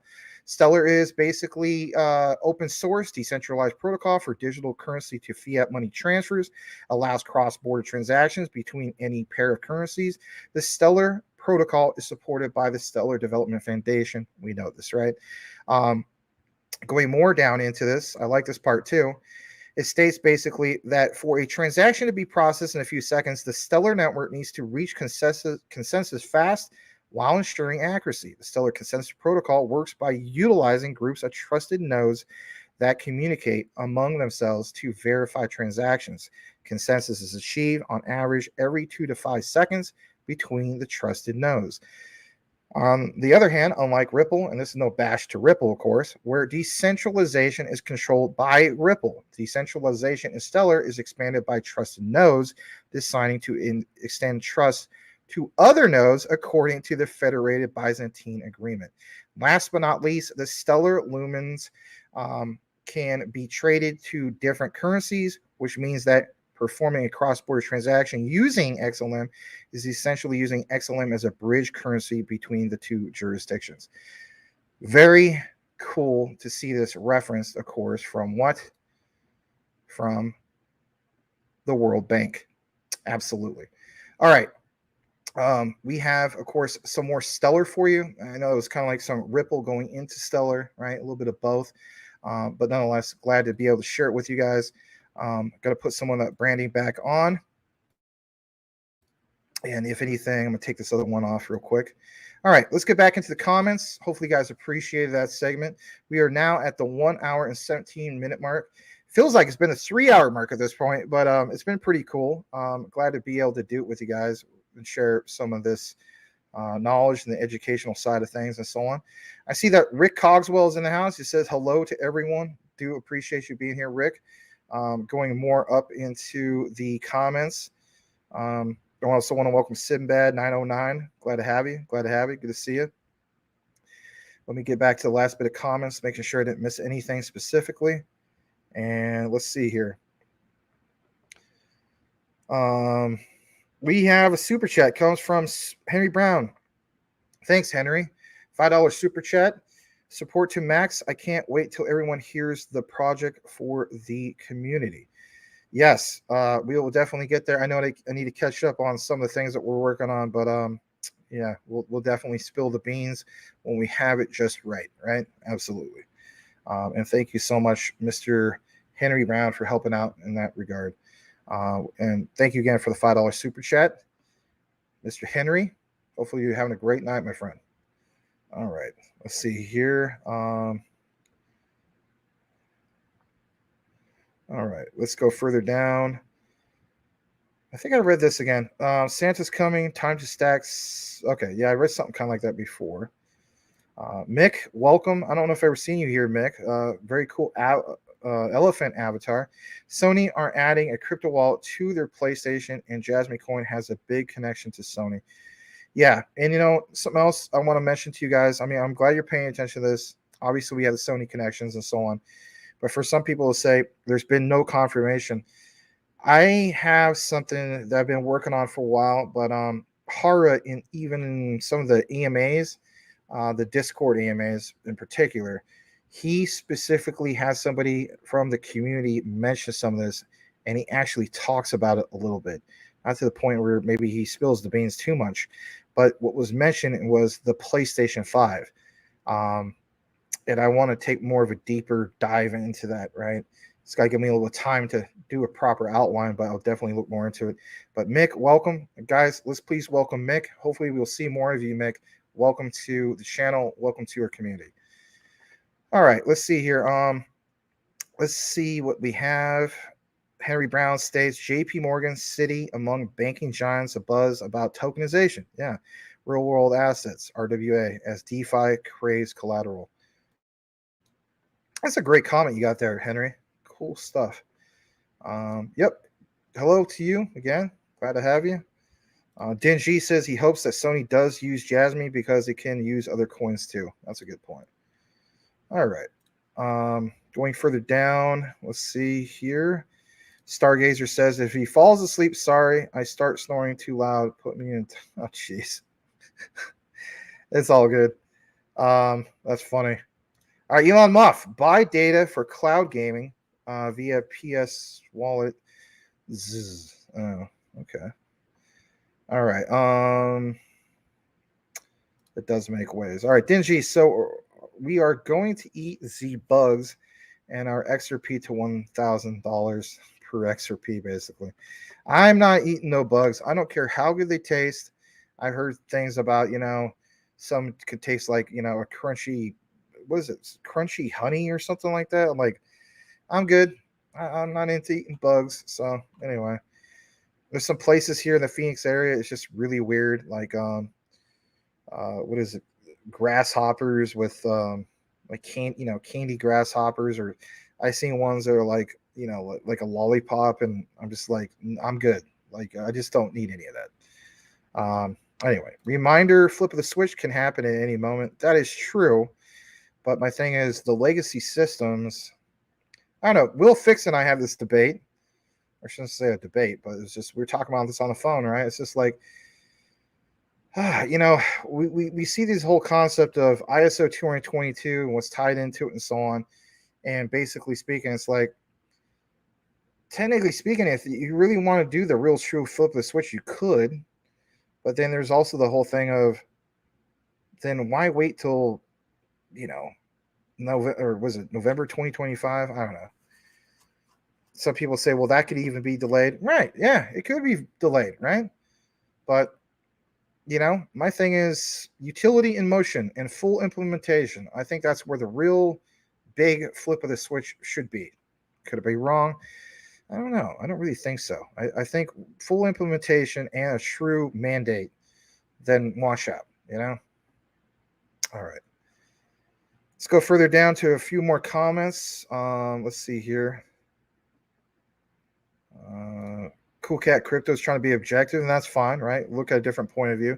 He says Ripple and XRP concerns him. They haven't updated XRP in like 2 years. They have done nothing. All right. Dingy, I don't want to get to retirement and have the profit life wasted. All right. Sinbad, hodl as much as possible. Good point. I'm going to get some Cosmos when it hits 5. We all are kind of guilty of saying certain things. And like sometimes some of the stuff gets to where it needs to be, and sometimes it doesn't. One of the popular things is like some people say, I'm going to get more QNT when it goes to $40. It's going to hit 40 because, the main popular thing lately was, quant down to under $100. It's a buy. Then we went and saw 90. Then we saw briefly 85. This new thing, Cosmos, remember when it was such a big deal? It was below 10, now it's in the range that it's at now. Will it go to 5? I mean, don't get me wrong. They're all great buys. We all want to buy the bottom if we can, but a lot of times we don't. And what's his face from, you know who, right? Making fun of you guys doing the whole thing of DCA, but this is where the strength of the DCA comes into full force, because if you're wrong and you don't catch bottom, then guess what? That does justify the DCA. I don't care who says that, right? That's the way I look at it, but who am I, right? Anyway, nothing gets him. Stop sticking up for him, Max. You do it all the time. I know it's kind of weird, but anyway. Digi, who ADA about to fall to algo price? Could.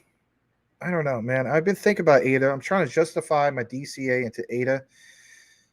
But it's just like, even when I try to do that with ADA, and I'm not trying to flood anybody's ADA, it's just for me, I just think there's other opportunities. There's a lot more opportunities, but teach his own. Teach his own. We're going to a few more comments, and then we'll kick it into the stellar segment here in a bit. XLM is deep balls there. Hello again to Rick Cogswell. Good to see you. Hey, Rick, look how professional you look on the screen, my friend. Look at that. Rick looks like he's into some serious business. He has his own channel. Maybe you could give him a follow if you choose to do so. He will educate you on what? A lot of stuff in regards to real estate and so on. Loan officer. I used to be a loan officer many years ago, from 2007 to 2009. But glad to have you, Rick, and looking very professional. See how you pop right there, my friend? Don't you guys love the new settings of the new channel, right? Anyway, shout out to Rick. Cool Cat Crypto has got this update. He said, get you some Atom, right? AKA Cosmos, and stake it on Exodus wallet. Make over 20%. Awesome. All right, what we're going to do now is double check the other screens, see that we're good. And no, it wasn't no fat juice. That was something that's a bad habit. That's some Coca-Cola, right? I've been always criticized in the past of drinking some Coca-Cola, but I don't know. Tonight felt like a Coke. All right.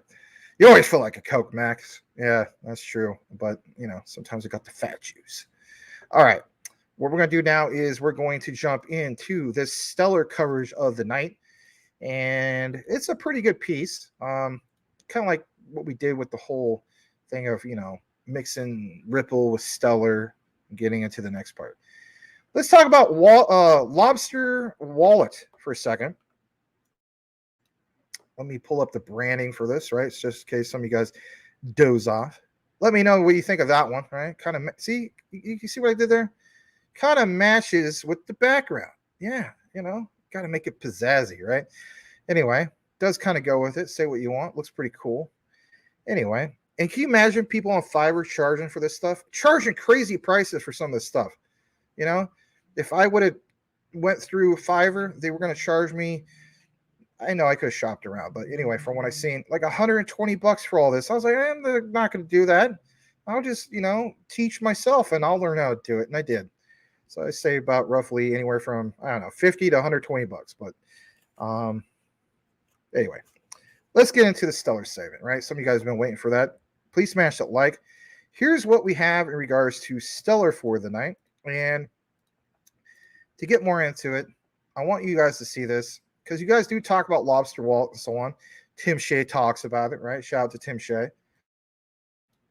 And basically speaking, Meridian 2023 really demonstrates the magic of collaboration. Let's talk about this collaboration, because we're always talking about collaborations when it comes to Stellar. We covered ARF. We talked about Sorbonne. We talk about a lot of these other ones, right? Well, introducing the all-new mobile-friendly Allbridge IO Classic. Who is Allbridge? Just in case you didn't know. They are a simple, modern, and reliable way to transfer assets between blockchains. Now, it goes on to say that this is available directly inside what? The Lobster. What am I, a Wascally Wabbit? Anyway, the Lobster Wallet Connect DApp, right, section.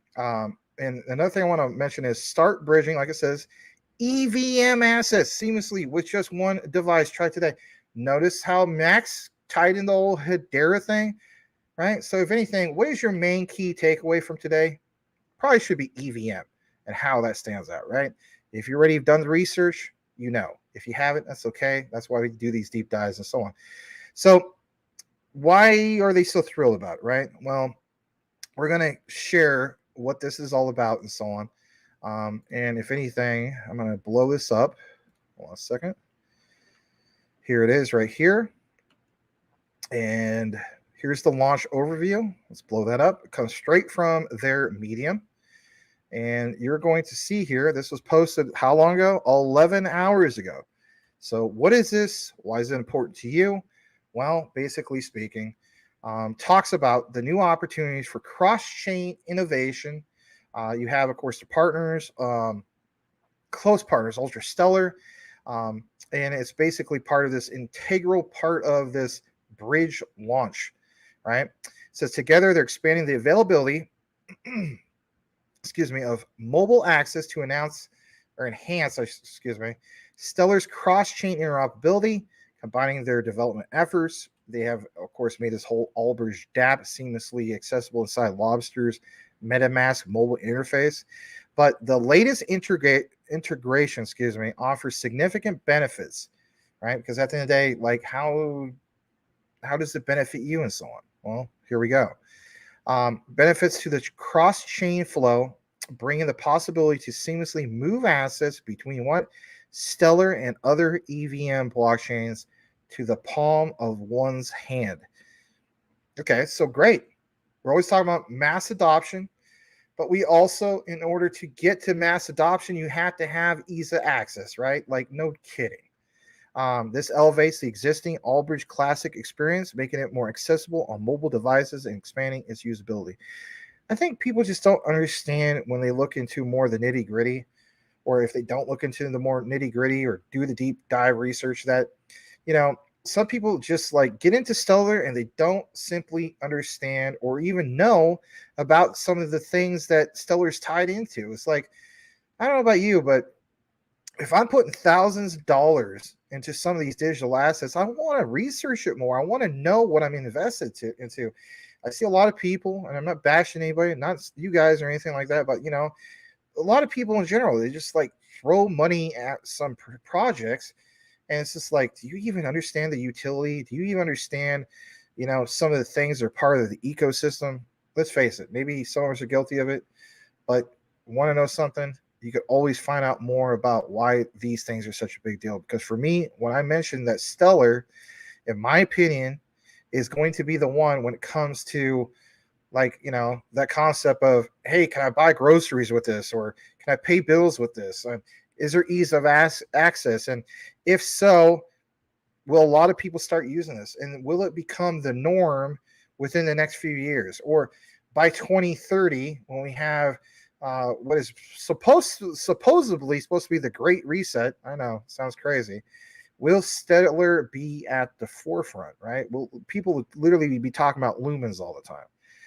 This collaboration, like it says, creates more opportunities for that growth inside Stellar ecosystem, allowing newcomers to benefit from the advances in user journey and introduce them to numerous apps for further interactions. Now, I know you don't see Sorbonne mentioned here, but this is a part that you need to pay attention to because, again, with Sorbonne, that key to smart contract functionality, especially when it comes to their premier smart contract, 70 confirmed projects, if not more, but at least 70. That's the report we got, being onboarded from testnet to mainnet. Boom, instantaneously. All you need is a handful of those to really stand out. And if anything, do not sleep on your Stellar, right? Look at this quote real quick before we get to the next part of our segment for tonight. We believe that mobile accessibility plays a pivotal role in the cross-chain expansion. No kidding. It also offers a possibility to strengthen our collaboration with our ecosystem partners at Ultra Stellar and introduce more users to Stellar's products and services. Isn't that the whole point? To introduce more of the services to the people who simply may not know about the services, but if anything, if they know about the use case and understand that this is a cool thing that they have and it can fit in the palm of their hand, and all of a sudden you press a button and boom, all this stuff comes up. Again, picture like Netflix, but put it on blockchain. Oh my gosh.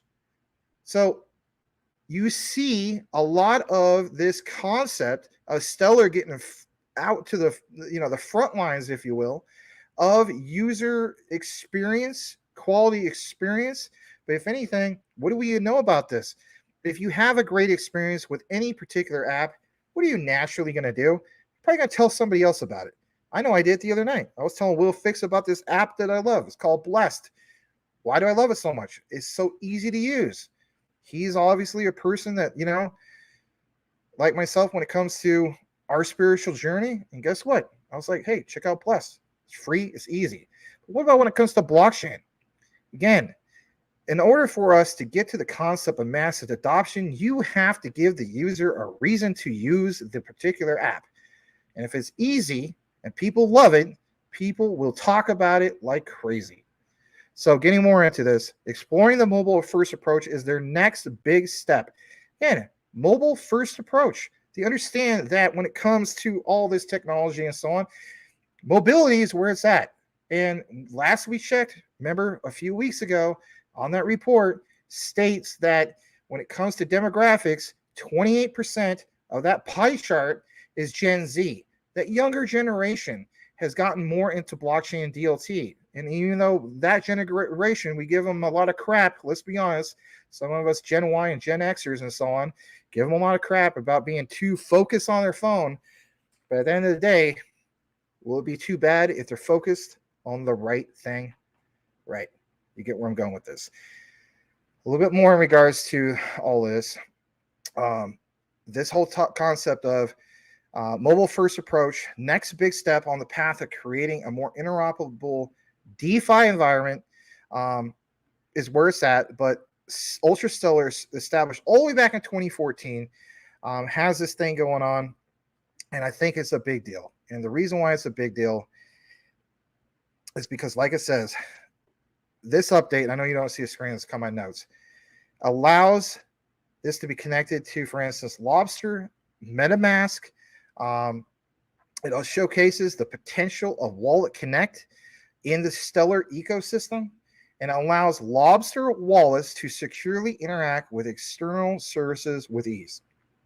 Isn't that the whole point? I think it's the whole point. And if anything, I'm glad to be able to share it with you guys. And last but not least, this will be last but not least.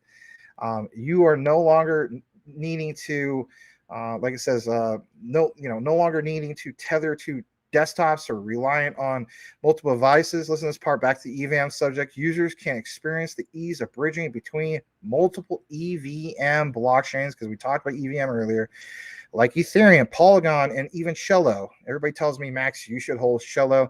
Hey, I should hold a lot of things, right? It all adds up. I do like Shello. I researched it and so on. I think it's good. I do hold Polygon. And it says basically rate from what? Their smartphones. I agree. Revolutionary step, embodies the future of blockchain interactions, making it more user-friendly and democratically accessible. And this last part, we believe in a world where blockchain services are intuitive, straightforward, and mobile first. Think about that for a second. Mobile first. So all the focus, or not all the focus, but a lot of focus is on the mobility apps, the dApps, right? Decentralized applications, and getting that out there. They understand dApps are going to be a big deal. Say what you want. Charlie Shrem, Investor Place, also pointed out a long time ago. There's still money to be made in 2023. It might not be life-changing money, but if anything, you see this shift towards the dApps. Why is that? You build a platform where devs can easily build on your particular platform, and then next thing you know, you get a thriving ecosystem. You get a thriving ecosystem. What does that spell out for the particular asset that you hold? Again, it's a no-brainer. Do more of your own research. You'll come to the conclusion that you shouldn't listen to the FUD.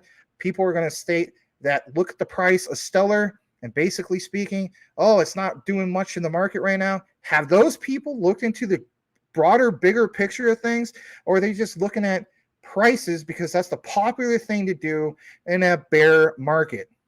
Say what you want. I'm not doing that. And if anything, I want to hold these assets for the long haul, right? Call it hodl, call it long-term hold, call it whatever you want. For me, I understand all this stuff that we're connected to for the greater, bigger picture of things. And hopefully you do too.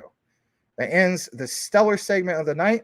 The last bit of coverage that we have for you guys, believe it or not, is Jasmy. If you've been patiently waiting, it's not that big of an update, but we're going to talk about the Q4 lockup. This was from September 16th. I'm going to get back into the comments, and we'll get into the Jasmy coverage here in a bit. Smash that like if you haven't done so already. Please make sure you hit that bell notification, and especially make sure you subscribe to this new channel.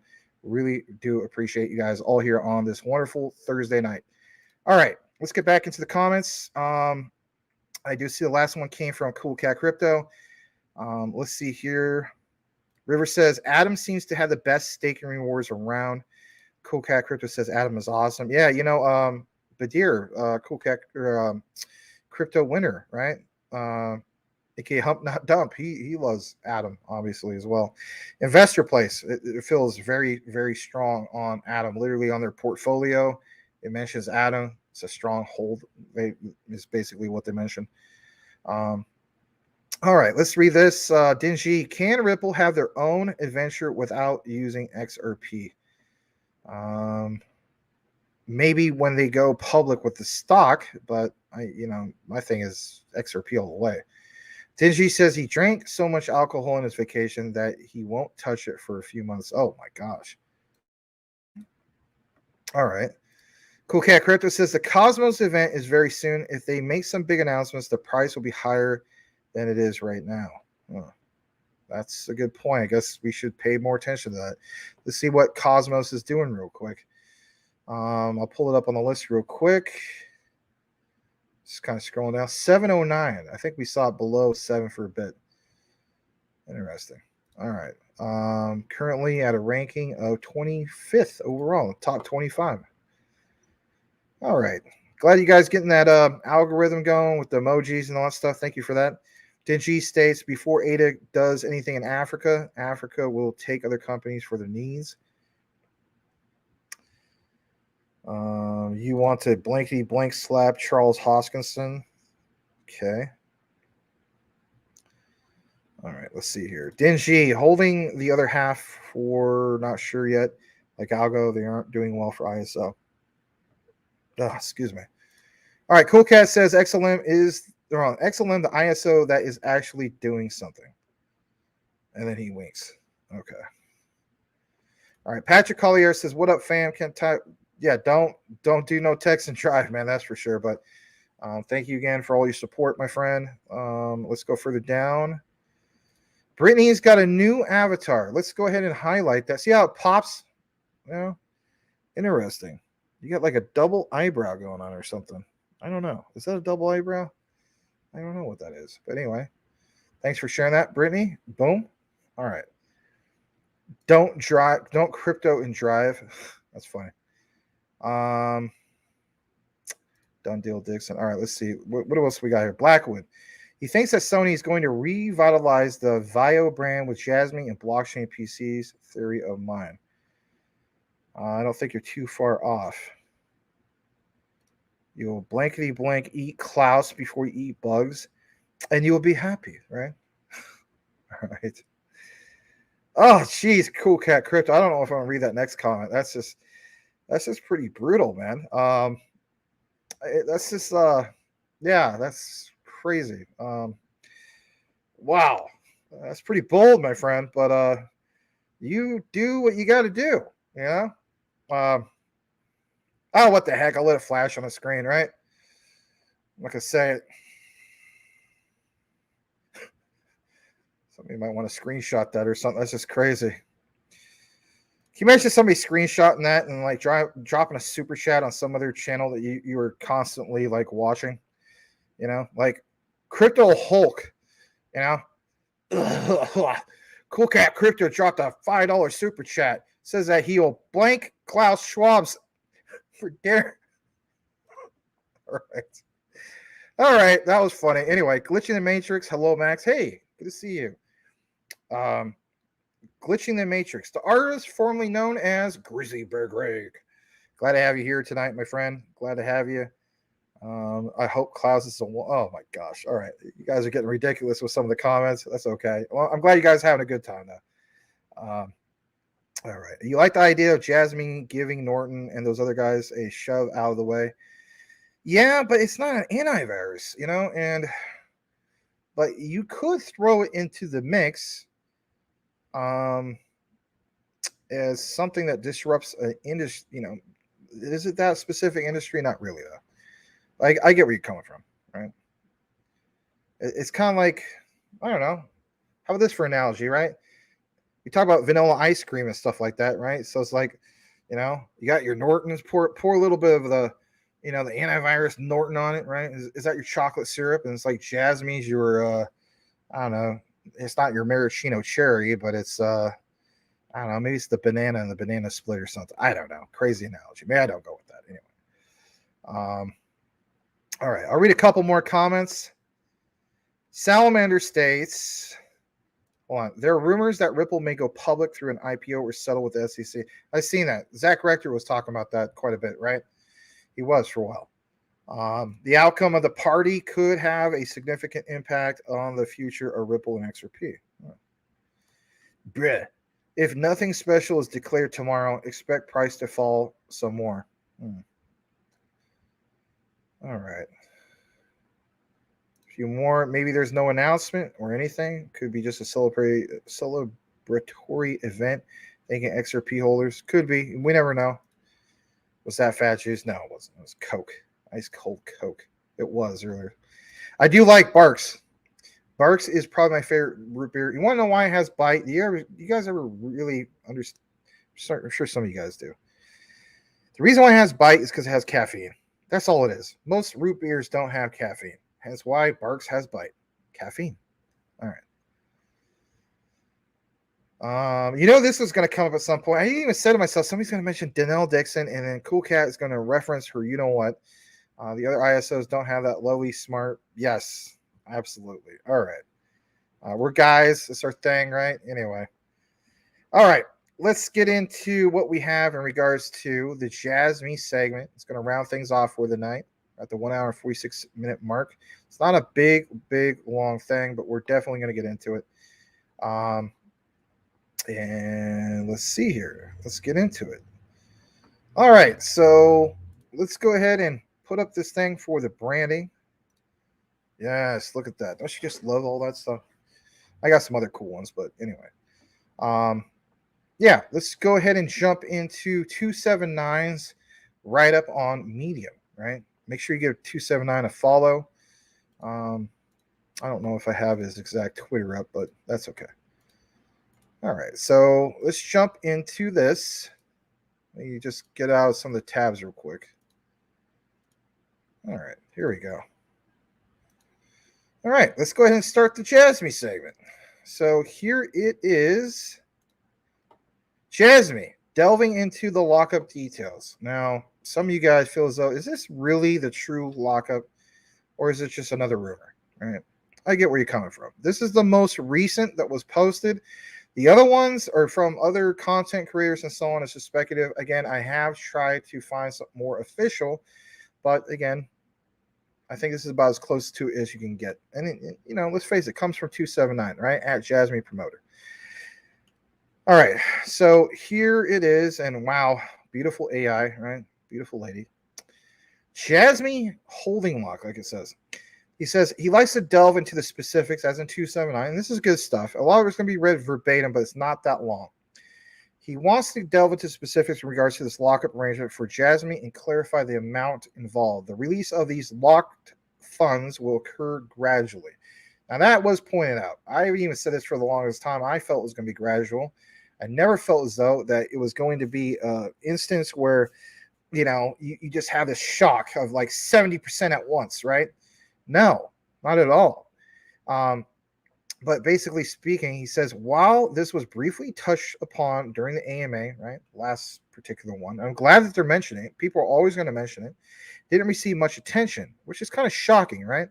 It says in a previous post, he estimated the lockup to be around 25 to 26%.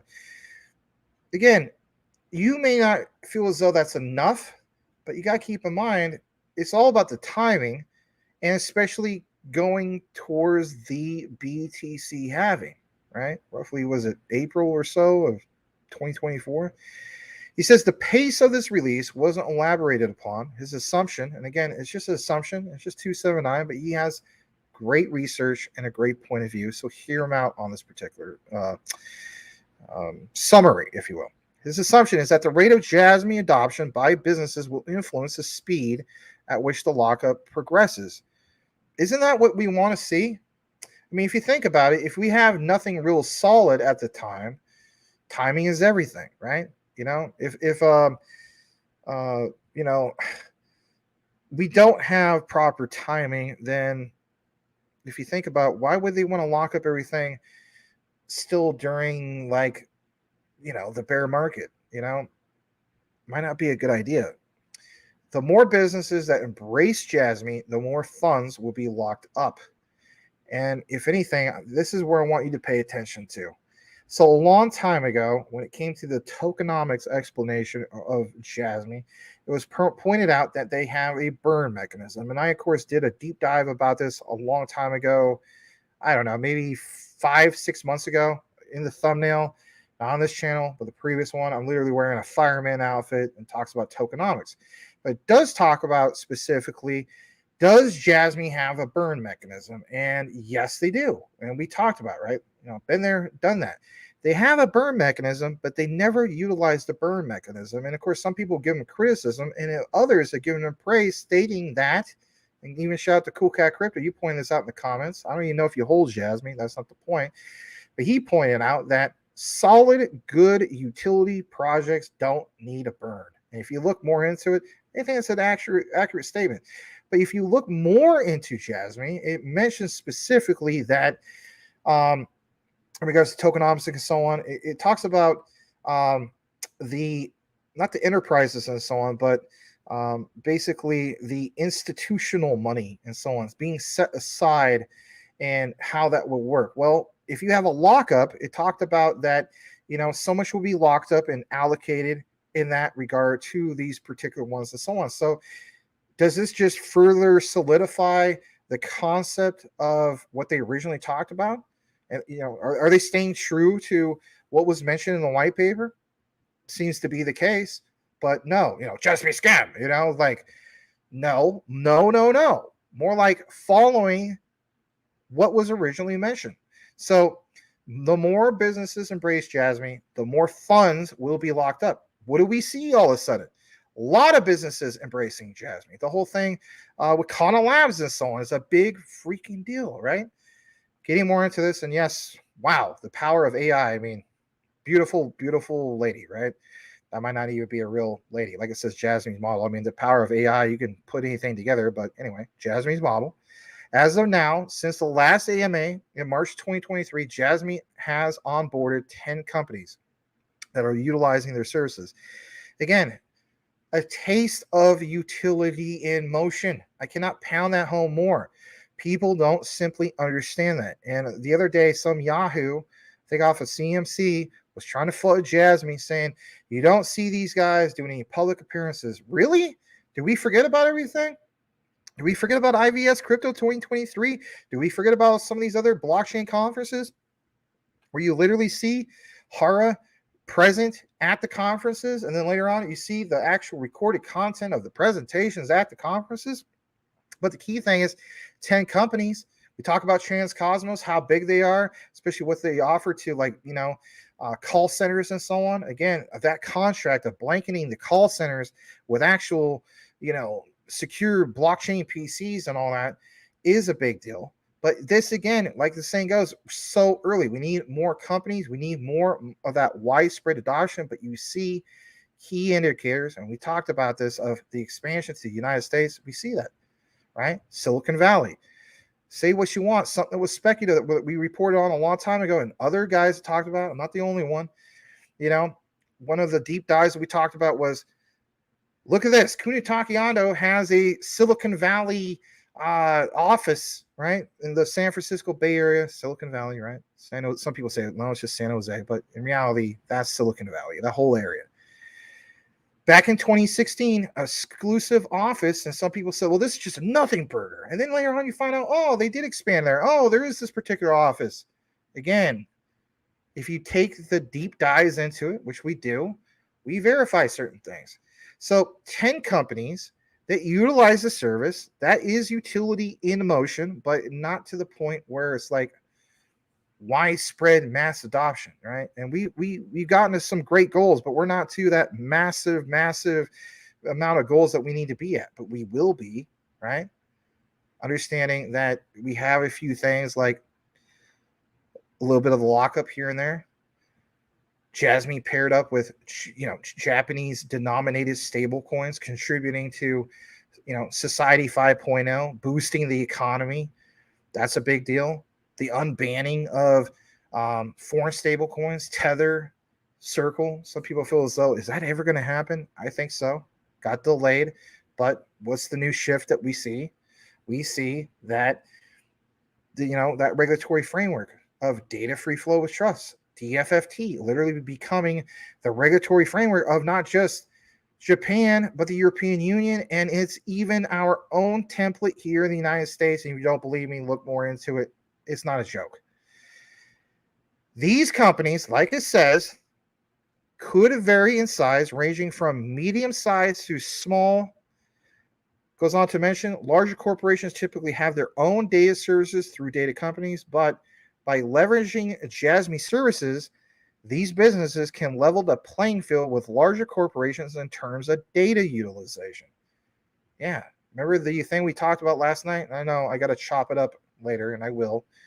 But the whole point is being able to access fresh and evolving data instead of relying on outdated information from past consumers. Right. Because we know that you can basically, have a case where you collect so much data, but what if that person basically changes their mind on something? Here's a perfect example of what I'm talking about. And you guys probably experienced it too. And it's frustrating as all hell, right? So let's say, for instance, I go out and buy I wish I could.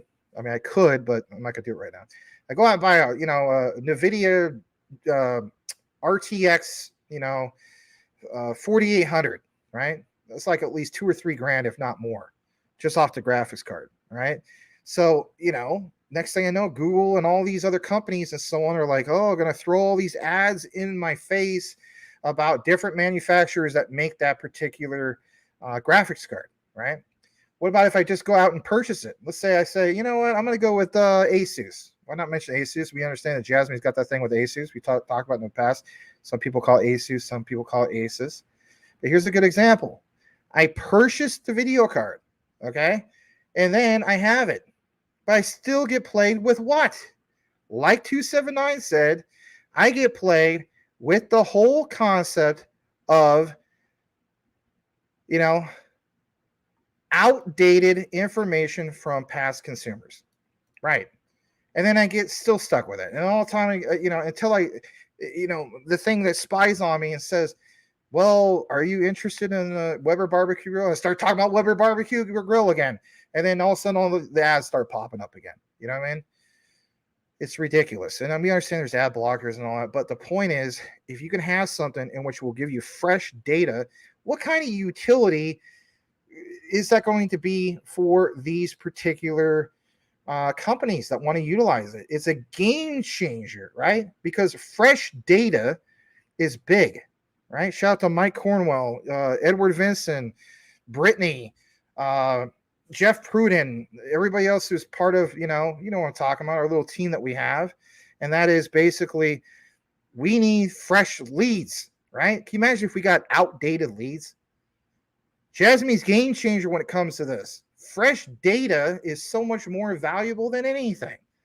It's a no-brainer, right? It's not rocket science. Look at this for a second. Now, back to the lockup. I don't want to on a little tangent, but I'm just trying to give you an example.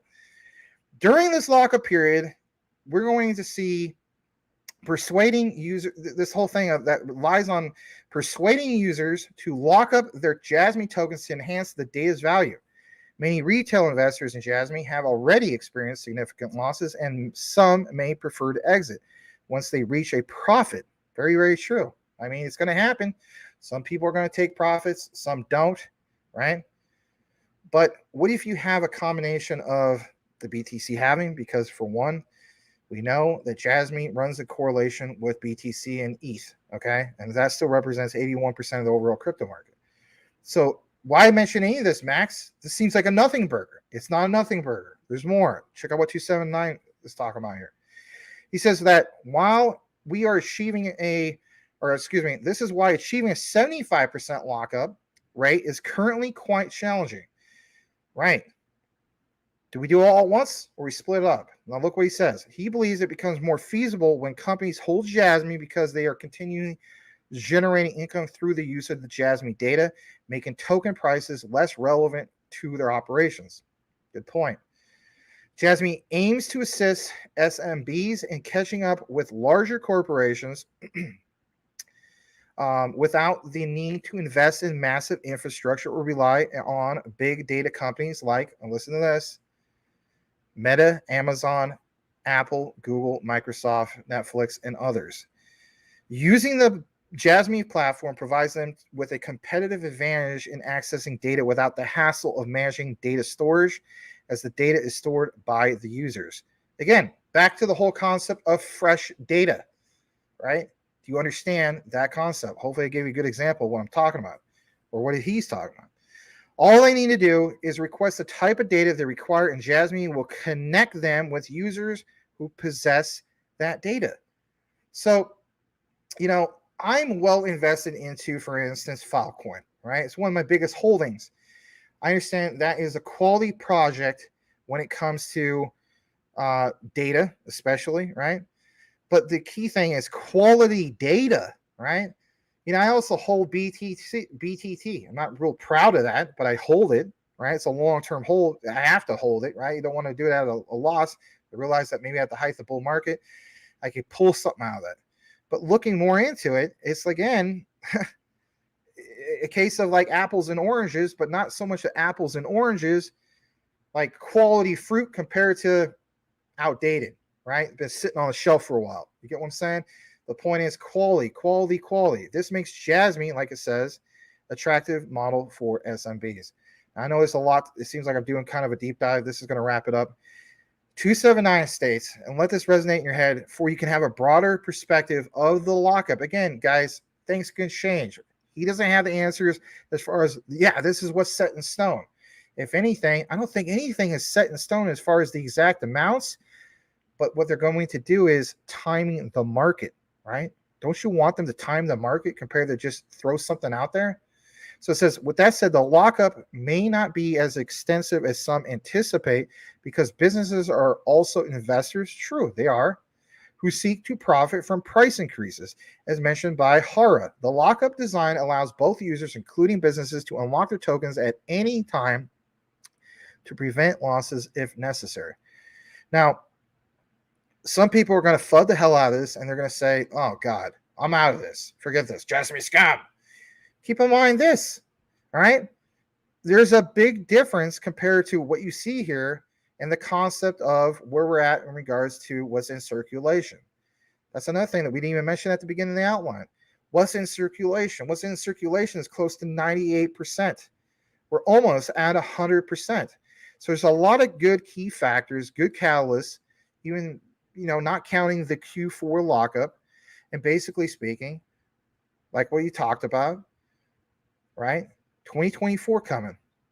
If anything, if you're the type of person that just thinks it's all about 2023 for you, Jasmy, then you're going to be greatly disappointed. If you understand Jasmy is a long-term hold with all these connections and you believe in the utility and where it's going to expand past just 10 key partnerships and so on, or 10 partnerships that or businesses that utilize the particular token, and then understand that we're going to get this whole thing of Jasmy chain. It's really being worked on, right? An AI layer 2 blockchain with scalability, right? Sky's the limit. It really, really is. Because if anything, you realize that we're not going to have to chase this thing uphill, right? You are going to have lockups. Might not be the lockup you're looking for, but even at 25%, or when we get to the 75% mark, combine it with the halving, combine it with the thing of Japanese denominated stable coins and all these other key factors and so on. And of course, Jasmy chain, let's face it, there is enough evidence, in my opinion, to state that it's a better idea just to hold it long term. But of course, people are going to try to shake you out, stating, nah, not a lot of price action. Why does this keep happening? Are they looking at the greater scheme of things? I don't think they are. I'm just being honest. That doesn't mean any disrespect, but it is what it is. This is a long-term hold for me for a reason. Why? From the beginning, it's been a very, very attractive risk to reward ratio. A lot of people that hold XRP hold Jasmy. Ask yourself why that is. Probably because they look at, like, you know, just like back in the day when it came to XRP. I mean, for me, it was 32 cents. It was my first bag of XRP. For some people, it might have been a lot cheaper than that, right? You guys have been into it longer than me. But again, you realize that, yeah, there's some risk. Everything has risk. You could buy a hell of a lot of this in this accumulation phase. What happens when things take off? And how about this for size before we close out tonight's segment for Jasmy? Everything had great momentum before Binance US put Jasmy in innovation zone. For everybody was saying Jasmy scam, we saw close to a penny for Jasmy, right? And that was a big deal. We got a lot of that momentum, 0.008, right? Things tanked since then. But when did all this stuff happen? It happened still in crypto winter. Don't forget the big milestones that we achieved. If anything, reflect on it. Make a decision on where you want to go with this particular asset. For me, it's still long-term hold. And if anything, I'll accumulate even that much more. I'll buy the fear that other people have sold on. And guess who also does that? Big whales. Don't believe me? Follow Watcher Guru. Follow whale charts and so on. They will show big whales come in and they buy up the fear every single darn time. You ever watch people like Dip Metaverse? He shares some of these big transactions. Why do we pay attention to that? Because we like to follow the money, right? Last but not least, we're always going to follow the money. The BlackRocks and other big institutions of the world and so on, because we understand that time is money. But if anything, we want to pay attention to what the heck they're doing. Because if they're getting into some of these assets that we have and they're buying a lot of it, why are they doing that? They're trying to basically purchase this because they know something that we don't, maybe, right? But maybe because they also don't want to miss out on the opportunities. Are you missing out on the opportunities? I feel like I'm talking you guys' heads off at this point. So I'm going to close it out. That's it for tonight in regards to all the coverage. I'm going to read the last bit of what we have, see what we have in regards to sideline reporting and stuff like that. So there you go. All right, let's get back into it. We have from the comments, Blackwood, who says he's got the SHX and LSP on Lobster this week. Cool. Stronghold and Lumen Swap. Right on, man. Not much volume in Lumen Swap, but it could be a great big opportunity, right? Dingy says he feels sad about crypto. He follows XLM to see how many things new they're doing. All right, let's go further down. Boobs, man's real best friend. You're just going to dismiss your dog like that? No, I was kidding. You might not even have a dog anyway. True, though. Very true. All right, let's go further down for a few more comments. You have a new respect for Stellar now. All right, Cool Cat says Stellar is obviously the best ISO. Okay. See taggies. Oh boy, you want extended coverage, don't you? Okay, let's see what we have.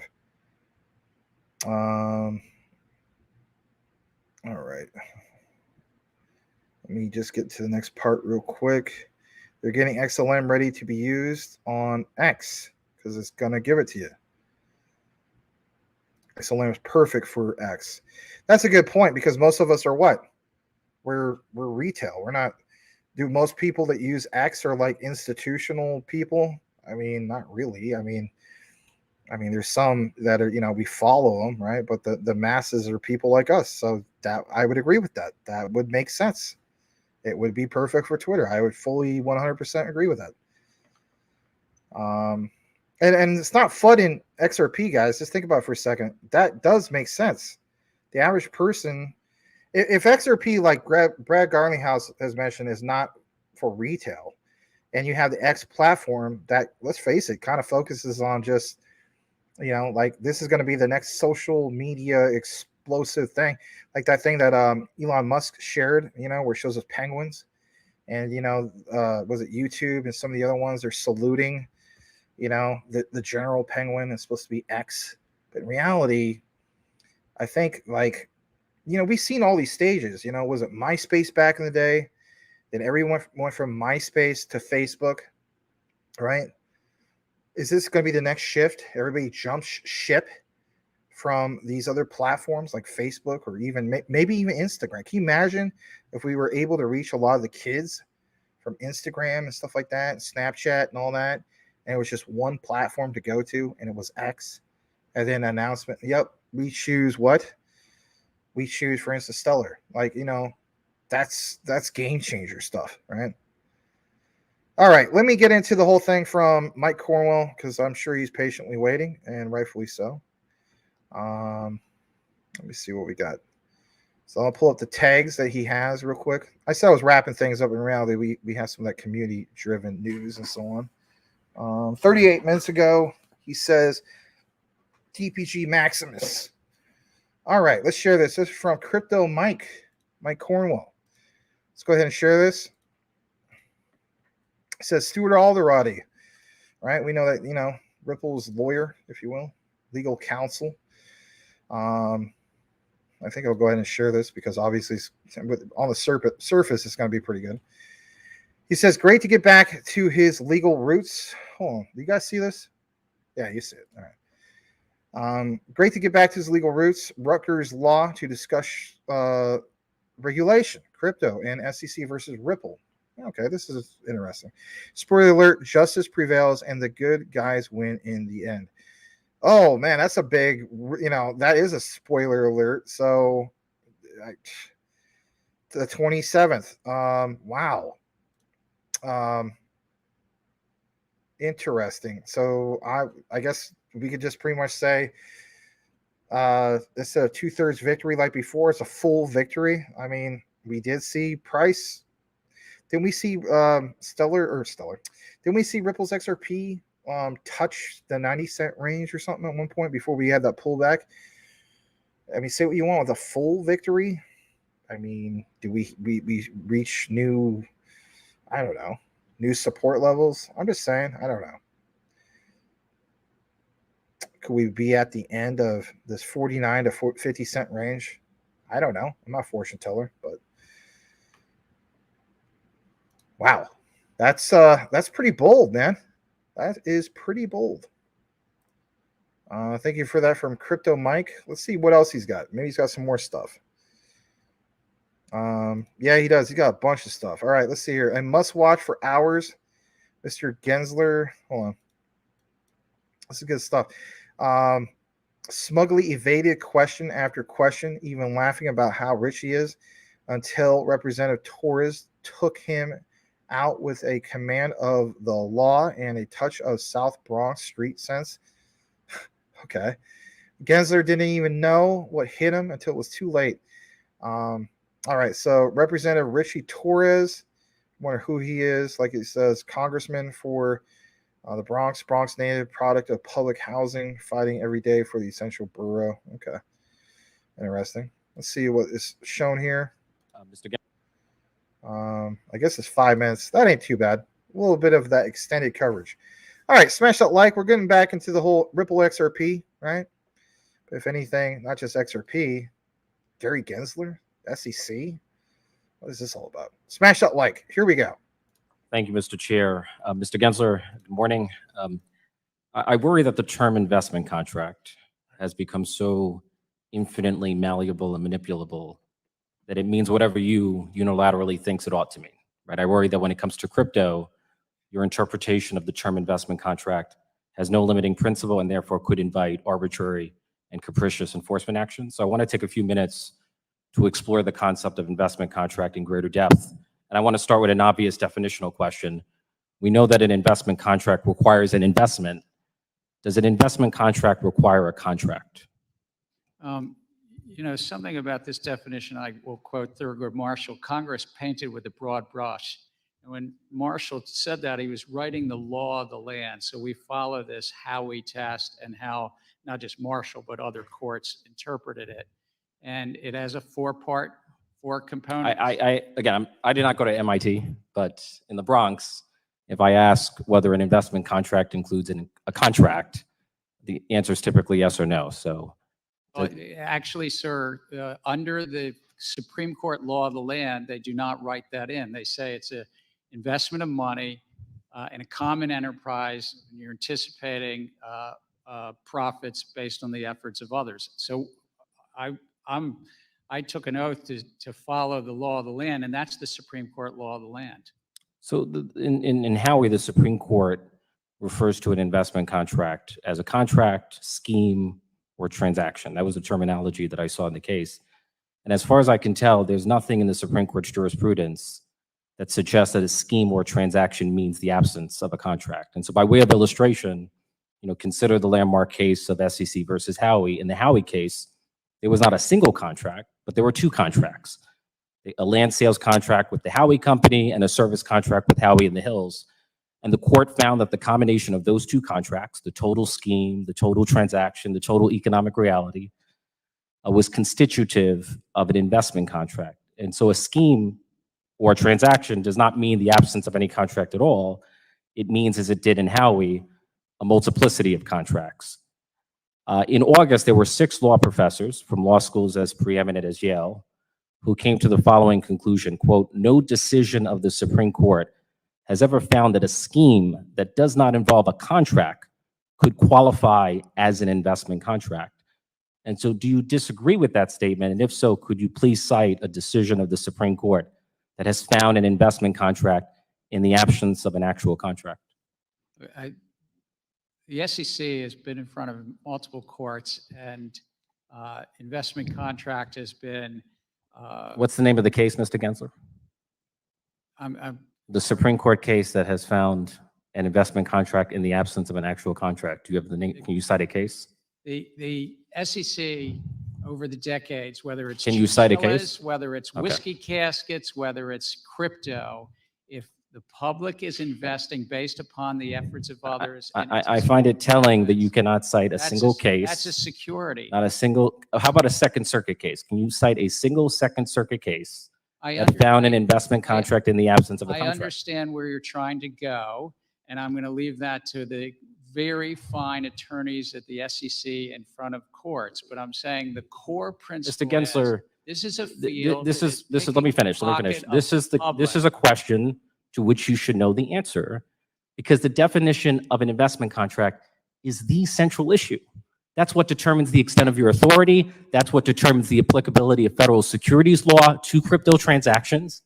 And your inability to answer that question is baffling to me. I'm answering it consistent with what the Supreme Court has said, which is the law of the land is a 4-part test. And yet you cannot cite a single case to support your argument. Howey, it's called Reeves. It's called many cases at the Supreme Court, sir. 8 or 9 times it's been affirmed by the Supreme Court. Can I ask, suppose I were to purchase a Pokemon card. Would doing so constitute a security transaction? You could purchase a Pokemon card. I don't know what the context is, but if you're just purchasing a Pokemon card. If I purchase a Pokemon card, is that a security transaction? That's not a security. Okay.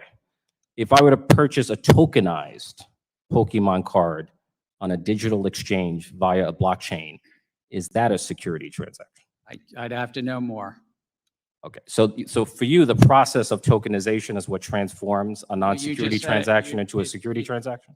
Look, if the investing. I thought you were technology neutral. If the investing public is anticipating profits based upon the efforts of others and they're exchanging funds, that's the core. I see my time has expired, so.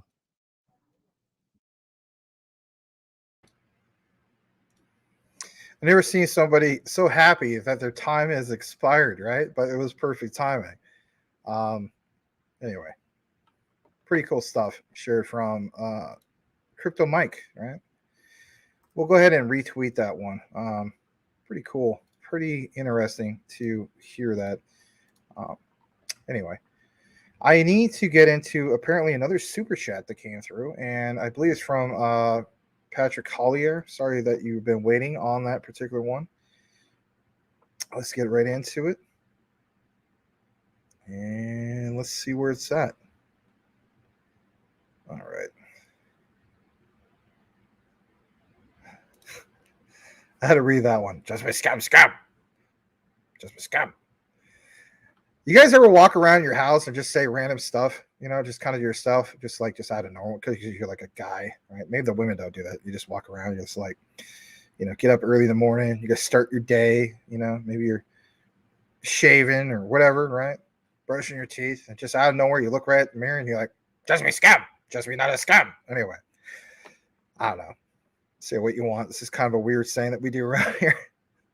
All right. I'm gonna read this real quick before I get to that super chat. I'm so sorry. Hey brother, I just downloaded Lobster wallet. Which is the SHX address? There's some. I think you're asking Blackwood. I bet. All right. I gotta get the super chat. Let's see here. It is from Patrick Collier with the $4.99 super sticker. Thank you so much, Mr. Patrick Collier. Also from earlier. That is amazing. You rock. Thank you. Thank you. I did see what it looked like. It's that guy that looks like Grimace. And then it's the mic drop. That's cool. Thank you for that. Appreciate it. Very, very much appreciate it. Okay. All right. Let's see here. We are at towards the bottom. Blackwood says Goldman Sachs waived their SAC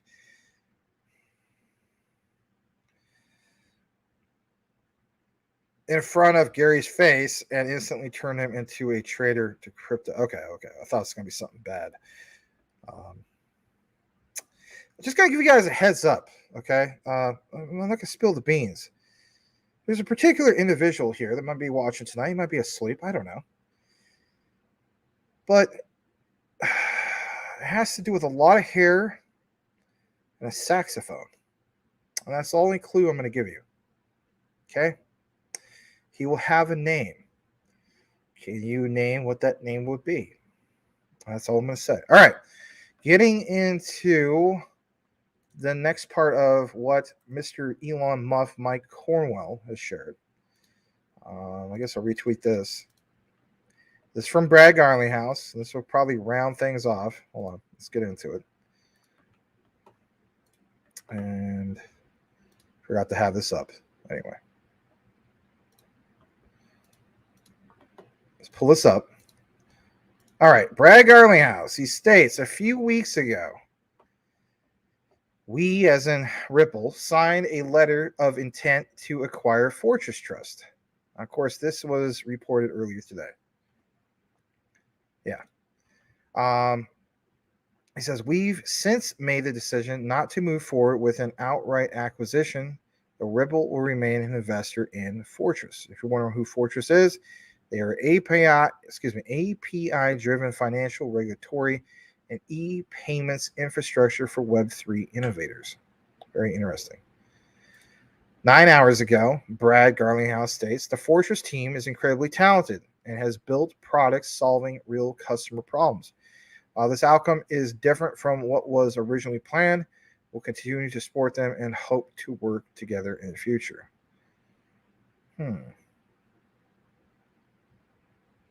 By the way, guys, never click on these things that says live airdrop for XRP. They're all scams. You know how we joke around, we're like, you know, just be scam. When in reality, live airdrop XRP event, yeah, that's a scam. That's a real true scam. Yes, absolutely. Don't click on those, okay? All right. I think that might be it, but let me double check real quick from Crypto Mike. Let's see what else we got. We have one from Henry Brown, Philippines. SEC ramps up digital asset crime monitoring. I think we'll go ahead and retweet that one. I'm sorry, I'm just trying to wrap things up here in a second. Oh, man, you do have a lot. Yeah, a ton of stuff here, Crypto Mike. All right. Oh, I see how it is, Max. You can wrap it up when it comes to me, but you can't wrap it up with Crypto Mike. Not necessarily. This is different. This is actually video clips, and I like video clips. All right, we'll play like a couple more of these, and then really need to wrap it up because I need to, unfortunately, do a whole bunch of laundry tonight. And yeah, I need to. It's bad. And I need to get things still ready for my dad tomorrow. And I didn't know for sure if he was going to come tomorrow. Then it was confirmed that he's going to come back tomorrow. I'm like, oh, crap. I got to scramble. Anyway, yeah. I'm not really a guy that procrastinates, but I didn't know for sure if he was really going to come back tomorrow. So anyway. Let's go ahead and share this. This is from Crypto Mike. All right. Well, this will round things off here in a bit. This and one more, right? All right. We do share Cypress to Manicore's tweets and stuff like that. Give him a follow. Cypress says this will blow your freaking mind 100%. Undeniable proof. In regards to what? XRP, NXLM, XDC. All right. The X's. All right. All three. Let's check this out. Please smash the like. Here we go. Right on the front.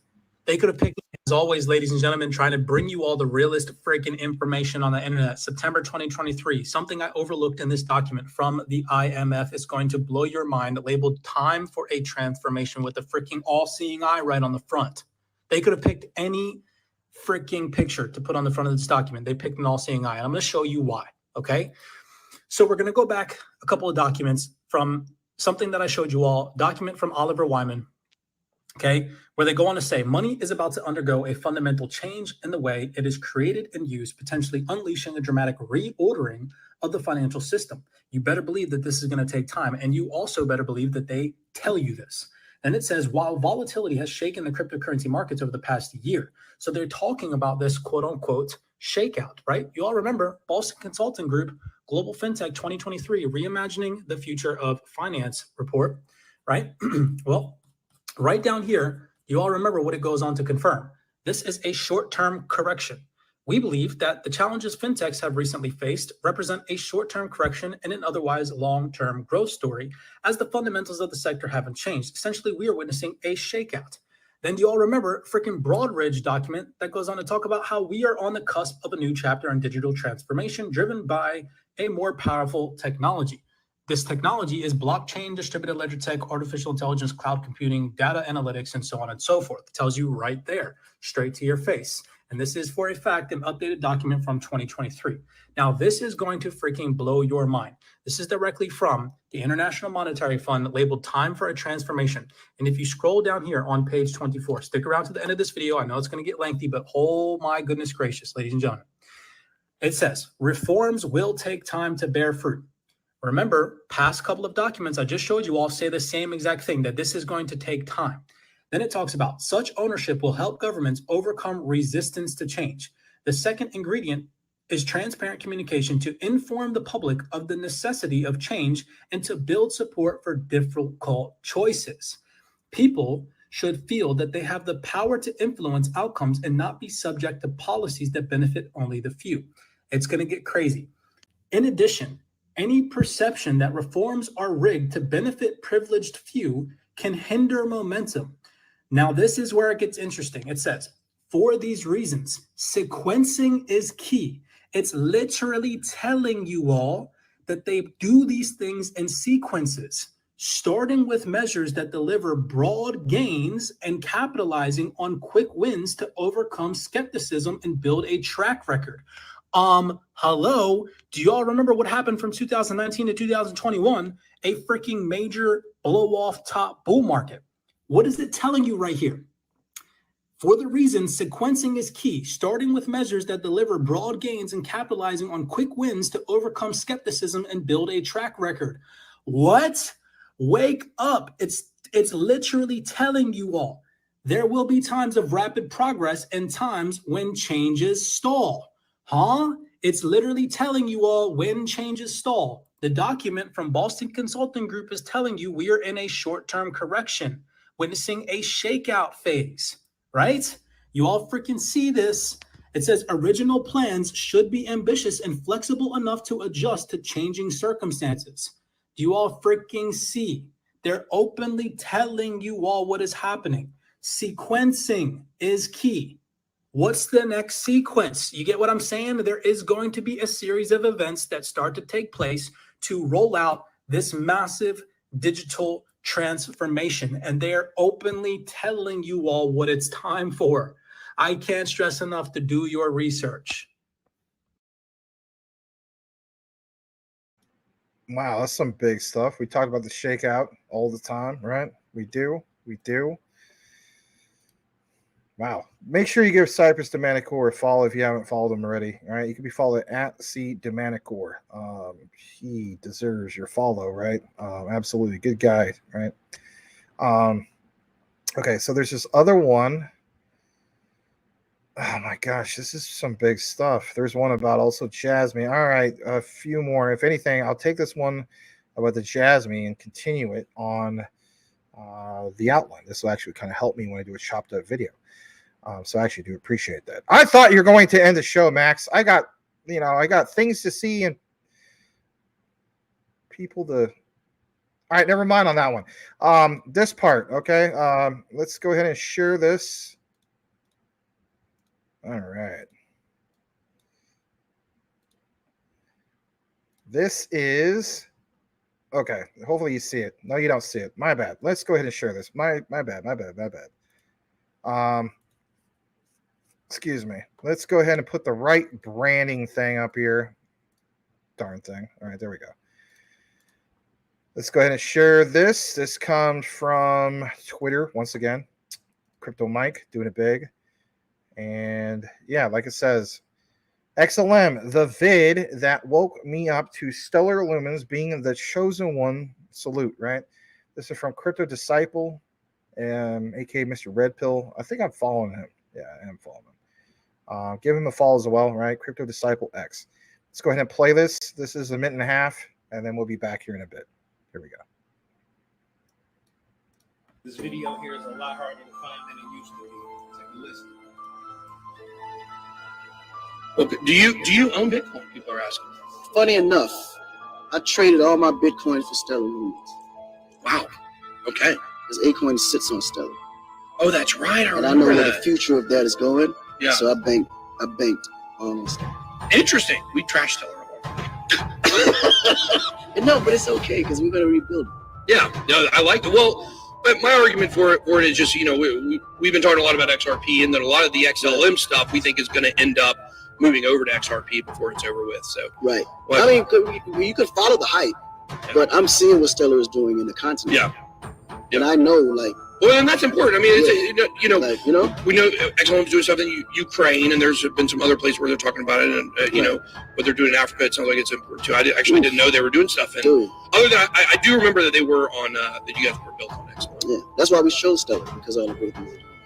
But they think in the long, like they're in the long game. Yeah. So now is the time to jump in while they're low. Oh, you hear it here. Listen, heard it here first. Yeah, I like it. Heard it here first. Low. Well, you hear all the XLM. Yeah, not bad, but you know, anyway. Not too bad, right? All right. I want to now get into this. I'll switch back because this is good, especially if you hold Jasmy. Unbelievable that we're gonna extend this just a little bit longer. All right, so this is good stuff. Let's get into this. This is from also Crypto Mike. All right, so apparently this was reported an hour ago, right? I guess during the show. Maybe Hara was watching and he just didn't want to come into the comments and be like, "It is me, or the son, Jasmy, not the scam," right? Shout out to Corey Bibe, right? Let's go. I can say that. Hara is a good sport. He even types in "Rets go," RETS, right? How cool is that? All right, let's get into it. As you can see here, it says straight from Hara, right? The horse's mouth. We conducted a survey of corporate insiders on their awareness of information security. 62.7% of those in information systems divisions are concerned about security risk for on-site employees. An inexpensive and easy way to secure your company with blockchain, of course, is Secure PC, Jasmy Secure PC. And, you know, you have 279 and other people responding to this and so on, right? All right, so basically speaking, let's pull this up.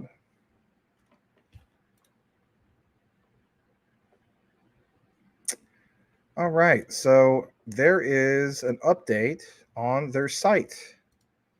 And if you go to jasmy.co.jp/jasmy_securepc, you will see this. And it looks pretty new. So again, a lot of times when you see things quiet, now you see this. And you know, you can click on the areas for the free trial, and you're now starting to see more about this. This is some of the criticism that Jasmy has been getting in regards to some people saying, like, you know, the site needs to be revamped. It looks like it was put together by a kid. You name it, right? But you got to keep in mind, sometimes when you put a lot of focus on certain things, maybe like the utility, you might not have a guy that's like the best with making a website. I don't know. Maybe that sounds like I'm making an excuse, but that is a reality.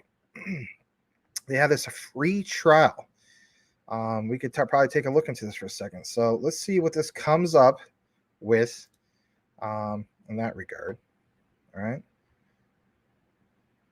I think I forgot to basically refresh it and put it into English. Let me see it one more time. All right. So not all this can be interpreted into English, but we'll see what we can do. All right, let's pull this up for a second. All right, so it's not really super interpreted into English and so on. But I guess apparently, you know, if a person wanted to, I mean, maybe this is just something that they need to fix a little bit. But they have that.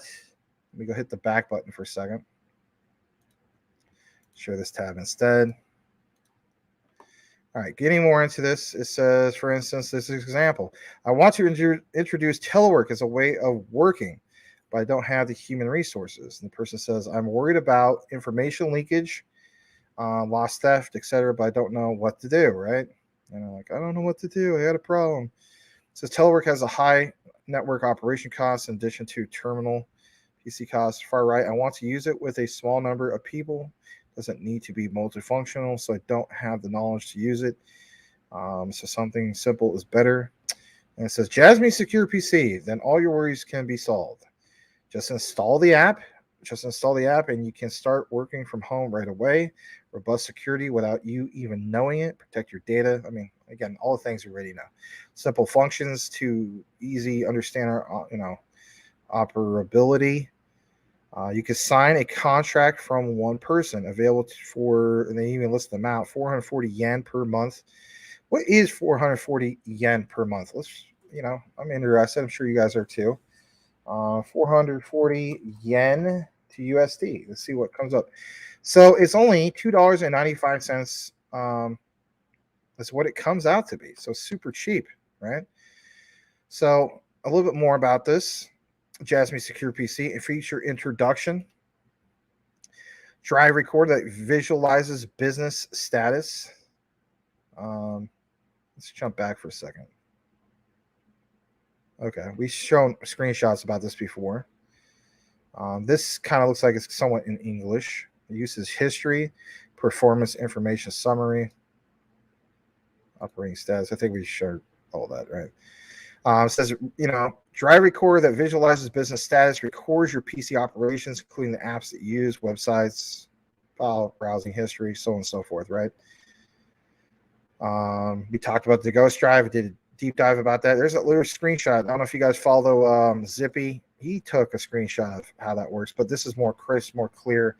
You're starting to refine the site a little bit more, right? I mean, obviously, when we try to interpret it from Japanese to English, you saw, that not being able to quite do that yet, right? But yeah, plain as day, you can see how the Ghost Drive takes that off. I mean, we understand there's, Ghost Drive is not anything brand new that is exclusive to Jasmy, but it's an option. All right. Remote handling to manage PC functions individually. So the bottom line is this, right?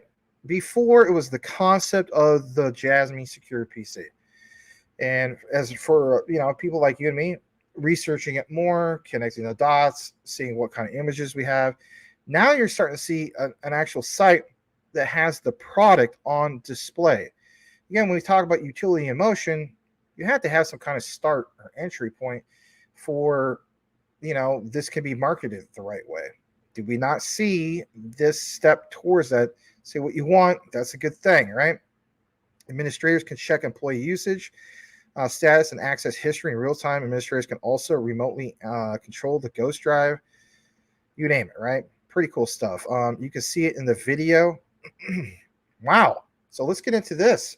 This is some bonus coverage for you tonight. Looks like they have an official one in that regard. Let's see if we can pull this up. If anything, I'm going to jump to the other tab real quick. I want to see how long ago they pulled this up. So technically speaking, the video is from 1 year ago. How new it is. Maybe we've already seen. But nonetheless, they're putting this all together. Yeah, we have seen this before. And of course, this isn't all in Japanese, but you can, more than look into it yourself. I'll just give you like a quick little gist of what it looks like real quick. Let me put some subtitles on for you. Because if I don't, you're going to be like, what the heck, Max? I don't understand this. All right, auto translate. If you're wondering how to do this, this is how you do it. You transfer it to or translate it to your own language. Obviously, we're going to do English. All right, let's go ahead and play this. Here we go. 安心、簡単、お手頃価格で仕事もはかどる Jasmy セキュア PC。ブロックチェーン搭載は Jasmy だけ。急速に普及するテレワーク。しかし、現状のテレワークには様々な課題があります。業務状況の可視化、情報漏洩対策、導入にかかる負荷。多くの企業が抱える課題を Jasmy セキュア PC が解決します。3つの特徴がテレワークに欠かせない業務状況の可視化、セキュリティ対策、PC 機能の管理を実現します。まず重要なのは業務状況の可視化。うちの従業員、本当に働いてくれているだろうか？自分の仕事は正しく評価されているだろうか？業務状況の可視化を実現するのがドライブレコーダー機能。All right, I didn't want to play the whole thing. You're more than welcome to watch the whole thing. It's like 5 minutes, but yeah, I'm going to pull up a little bit more about this real quick. Hold on a second. Let me refresh the page. All right, so let's share a little bit more about this. Easy to implement pricing system. So for one, remember the prices we shared earlier, 440 yen, tax included, monthly usage fee for administrator ID, a lot more. How much is that really? 2640. Let's just put it in real quick. 2640 USD to yen comes out to be $17.67. Now that sounds a little bit more like, who was it earlier saying, kind of like Norton antivirus, like that type of prices. That sounds like the range of Norton antivirus, right? All right, so let's get into this. So this example, small team, total of 5, right? Initial cost 0 yen, 1 manager, 2640 yen, agent pro 5 times 440. Okay, so obviously if you had like a call center that was using it, see how like that would magnify or multiply this out, right?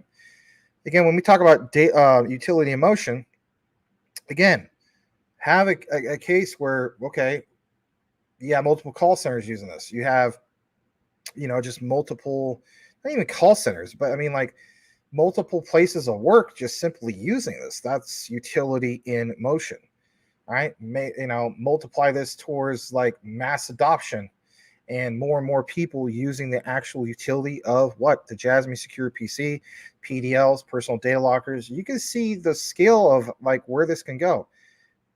Hopefully some people like you guys and so on are having an idea of, wow, you know what? Now when I look more into the broader picture of things and we get to mass adoption, and like Max has always mentioned, utility in motion, maybe I shouldn't listen to the people that are trying to shake me out of my Jasmy and my future,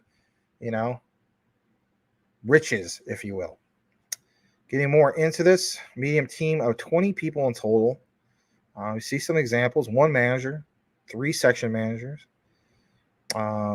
See how that's just multiplied now? Initial cost 0 yen. Manager 4 of them times 2640 yen. Agent Pro 20 times 440 yen. Now you're up to the 19,360 yen. All right. Now let's bring this up to what we have on the other example on the calculator. So 19,360. Let's remember that real quick. I'll type that in. 19,360 yen to USD. That comes out to be now $130, roughly $129.59 USD American, right? Again, guys, these are great examples. Maybe there's not a lot of people watching this point because you went to bed and so on. If anything, you could catch the chopped up version. But the point is utility in motion, right? I'm glad that Crypto Mike found this because this is good stuff. This proves that utility in motion, and to actually have this to the point of Jasmy Chain, that layer 2 scaling solution, the AI, blockchain solution, is going to be really huge because now you have an idea. All the talk about the thing about the KPI targets. When you see examples of this, and finally, I think we see some good examples of this. Do you see where it really can go? I mean, at the end of the day, as the saying goes, math don't lie, but in reality, you hold the token. And that if you see this thing multiplying and multiplying and multiplying, I mean, again, these examples, 4 times 2640 yen, again, I give you that example. And on this last one, again, just because you forgot about it, $129.59 based off of 4 managers, right? Times what else was there? Hold on, let's see what that was again. Times the 20 people total. Okay, medium team of 20 people. So at 20 people, all right, you have roughly $129.59. Because you got to keep in mind the market can fluctuate, right? Especially when it comes to FX trading and so on. That's a great example. Well, what about when we multiply this, to hundreds of thousands of people? What about millions of people? Do you think the Jasmy team is then too far off in regards to the 2026 KPI target? I just want you to look at it from a broader perspective. Do you really think that they're way off, or do you feel as though, wow? And again, this is just one utility layer, through Jasmy Secure PC. We understand that Jasmy is going to be heavily tied into the Internet of Things, IoT. There's going to be so many other devices. We talked about smartwatches, you name it, right? But utility in motion, IoT in itself is huge. And guess what? We didn't even talk about finance tonight, right? We know that they're breaking into finance democracy. So, oh my gosh, I mean, when I talk about very attractive risk to reward ratio when it comes to Jasmy, this is pretty big. Again, some of that bonus coverage. All right, here's a large organization, right? Because, we do talk about like institutional money and so on, right? But again, this is not full-fledged institutional money, but 100 on this example. I'm glad Jasmy has these examples. Man, big up thanks to Crypto Mike, man. Thank you, man. I like this. This is good, right? And if anything, this is brand new. So you see here, large organization, 100 people in total. Example, 2 general managers, 8 section managers. All right, what's the example we have? Initial cost, 0 yen. Manager 10 times 2640, because that's the example they always use. Then you have Agent Pro, 100 times 440 yen. Now you're up to a total monthly cost of 70,400 yen. Break out the calculator again. Let's see here. What is it? 70,400 yen. Let's convert that. Let me put that in there. 70,400 yen to USD. And it comes to $471.13 American. Again, guys, utility in motion. We've been talking about this for the longest time. Can we provide examples? Finally, we have some good examples, visuals too. All right, so super impressive. It says, for those who want to make the introduction even simpler, we have recommended a subscription service. Residual utility in motion, right? Because this is monthly subscriptions constantly reactivate the utility are ongoing all the time. Jasmy Secure PC, a notebook PC, VIO, right? Equipped with VIO for 42.90 yen, tax included per month. Of course, learn more. And they have all sorts of stuff here. What's this real quick? August 23rd, what is an IT asset management tool explaining? What's this explaining? Let's go back. Sorry. The effects of introduction and points for selection. What is IT asset management? Literally at the beginning of the show, we talked about IT asset management. Kind of funny how we tie this all in. On this one's on accident. Yeah, what do small and medium-sized enterprises need for telework? I mean, they're trying to provide you some necessary educational side of things. Why would they do that? Because they want people to understand their actual use case, their utility, and how it ties in everything. I mean, if anything, that's good. Where they're hired to get their website together is great. You want to know something? Say what you want. I think even though they might take a long time to directly respond to us. Like for instance, Brian Riley was saying, and shout out to him. I don't think he was here tonight. That's okay. Brian Riley was saying, Max, it took about a month for Hard to respond to me. But I was just like, well, sometimes that's just how it is, right? But sometimes we feel when it comes to Jasmy or a lot of other projects that they take too much time to respond, or they're not recognizing the community. Like, here's what the community is complaining about. What about literally, like Crypto Mike mentioned the other day, I think it was on CMC yesterday or something like that, a website that didn't look professional.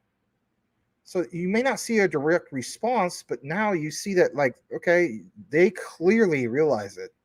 This looks a lot more professional. Can we all agree on that? All right. Yeah, media introduction article to the Nikkei X Tech. Interview with our company representative. I think we showed some of this stuff, right? Gosh, guys, I mean, this is awesome. And, introducing Secure PC interview with the, Sato-san, right? Kazumasa Sato. Introduction to the implementation of examples. All this stuff is good, right? I like this examples. Maybe it's the same thing as before. Hold on a second. Let's see what happens when it loads up. Yeah, it's taking you to some, we've been to this website before. And what I mean by that is this is going to talk about Transcosmos. Look at this, guys. I did a deep dive about this many months ago off the old channel, Transcosmos. Look at this. They literally, it's all for reference. I mean, I'm not saying they cited me. They don't need to cite me. They have their own references, but it's all there, and this is going to outline, if anything, those examples that we just talked about where you have many different, managers. You're a large scale company or corporation and so on. It's pretty cool. Very, very impressed to see that they chose to finally ramp this back up. This other one, I think we showed this before. Yep, I have shown this before. This interview, right? At some point, I think he's going to talk about Silicon Valley. Yep, right there. He talks about the vision, talks about VIO. I mean, all these things we've done deep dives about, right? GAFA basically is Google, Amazon, Facebook, Apple, right? I think at some point he also talks about, Giga School concept, probably. I don't know. But again, all these resources, everything we talked about for the longest time. Very, very cool to see that. Obviously, please feel free to contact them. All right, awesome. Bottom line is this. Your key takeaway is them maybe not directly respond to community. You see the tweet from Hara. Let's pull that up one last time before we wrap it up. Here it is about that survey. But this is direct action to paying attention to what the community, I guess you could say, has been complaining about, right? And what was the newest thing that was cited straight from the PR Times? So he does cite it the right way. Here's the survey. He wasn't making it up. 62.7% of people in the information systems department are concerned about security risk for frontline employees, recognizing that supply and demand for something that is going to be a response towards a problem, and especially when it comes to Japan, let's face it, other areas of the world. That is good, because you know what? That basically states that they realize that more people want to see posts like this. Just real quick, I said we're going to wrap it up earlier. I'm sorry. This right here states, Representative Director Kazumasa Sato, hereinafter referred to as Jasmy, which provides platforms for solutions for IoT. Platforms and solutions for IoT. What kind of solution do we have in regards to, this thing right here? 62.7% of information systems concerned about security risk. So it's that solution towards the security risk, right? Obviously. And of course, it educates people about Jasmy and what they offer, and you name it. What is this? I don't know. We could get more into this. Maybe we'll do it tomorrow. This is very, very cool stuff. Very impressive, and glad to see it from the PR Times being cited here as well. I really need to wrap things up, because if I don't, I'm going to be doing laundry all night long to Kingdom Come, right? Not really, but anyway. Pretty big. Saw another super chat came through. Let's see here. Hair and saxophone. You need to crash. Yeah, we all need to crash, right? Simba, Danilo, have a good night. You're already gone by now, probably.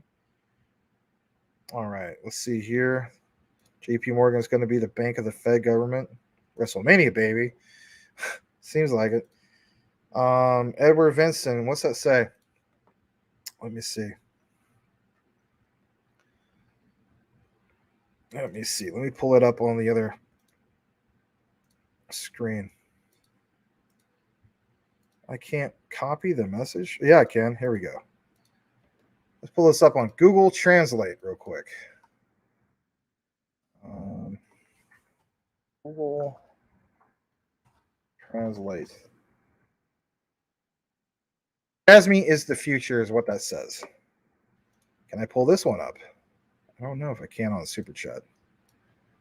Let me see. Hopefully I can. Yes, I can. Cool. Let's do this. Happy super chat. Well, thank you, Edward Vincent. $2 super chat. Thanks, man. That was super nice of you. All right.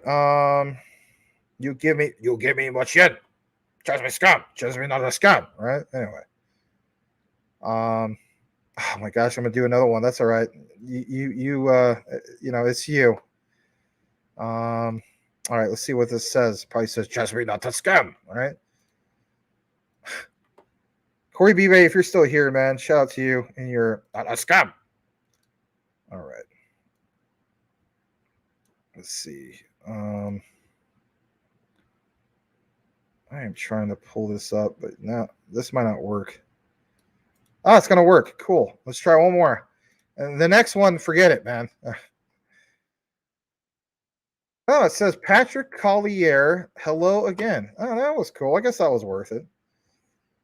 Yes, utility in motion. But yeah, thank you again, Edward Vincent. Everybody else also dropped super chats. And even if you didn't drop super chats, that's okay. I'm so glad that you guys are here, and I'm thankful for it. I really appreciate you guys. Oh, boy. Now you got me curious. See, that's the whole thing with all this Japanese. Excuse me. It gets you kind of curious. So Denji, aka Dinyo, because on Twitter he's Dinyo. And yes, you got to say it just like that. You can't just say Din you. You got to be Din you. All right. Din you, aka Din G, says thank you. All right. Elon Musk, cloud gaming, and computing are big data. Yes, they are. Data is the new oil. Putin said the wars, according to Dingy, in the future will be zeros and ones. I got to watch that redacted segment from Clayton Morris. Talked about that Ukraine surrendered, like for real. I had to check that. All right. LOL, fold your shirts. What the heck? Maximus, fresh new channel, fresh new logo. Hint, hint. Fresh new channel, fresh new logo. I don't know where you're going with that. I don't know. Maybe it's because it's late now and I'm just kind of like burned out. I don't know where you're going with that. Anyway. All right. Good night, Mr. Daniel. Dingy. Have a good one. Master Crypto, you are the shiznits. Well, thanks, man. Ukraine did surrender. The war is over. Oh, man. Yeah. I mean, yeah, no, that's true. And you did point that out a long time ago that, don't listen to the mainstream news.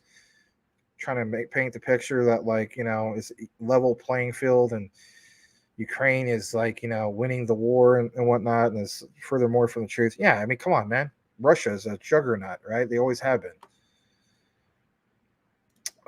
This Maximus. Oh, shoot, my bad. Yeah, because you know what? I don't need to have at DPG Maximus when I have this right here. Hold on, let me show you. You already see it. You know what I mean? Maybe I do. Maybe I need 2 spots, but yeah, that's how I do it on my gamer name, But I have the DPG in front of it too, Anyway.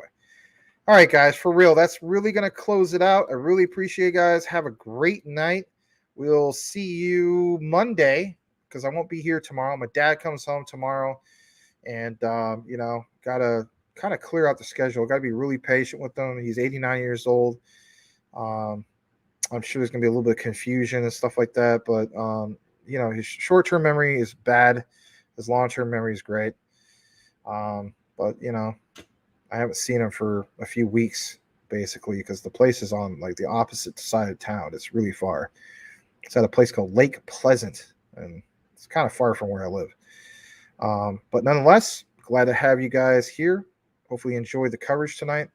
Again, we'll see you on Monday. If you're wondering about the Twitter space tomorrow, the Twitter space has been canceled because, again, I had to clear out my schedule for my dad. So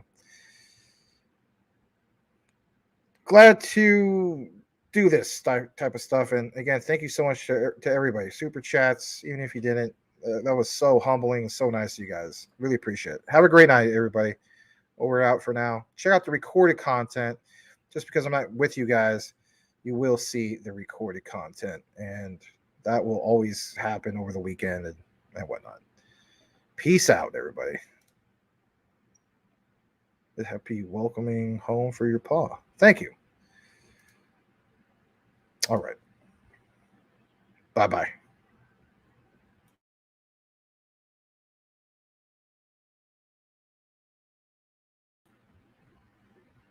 X6I Gaming in the house. Had to say what's up to you, sir. Boom. See ya, man. See ya.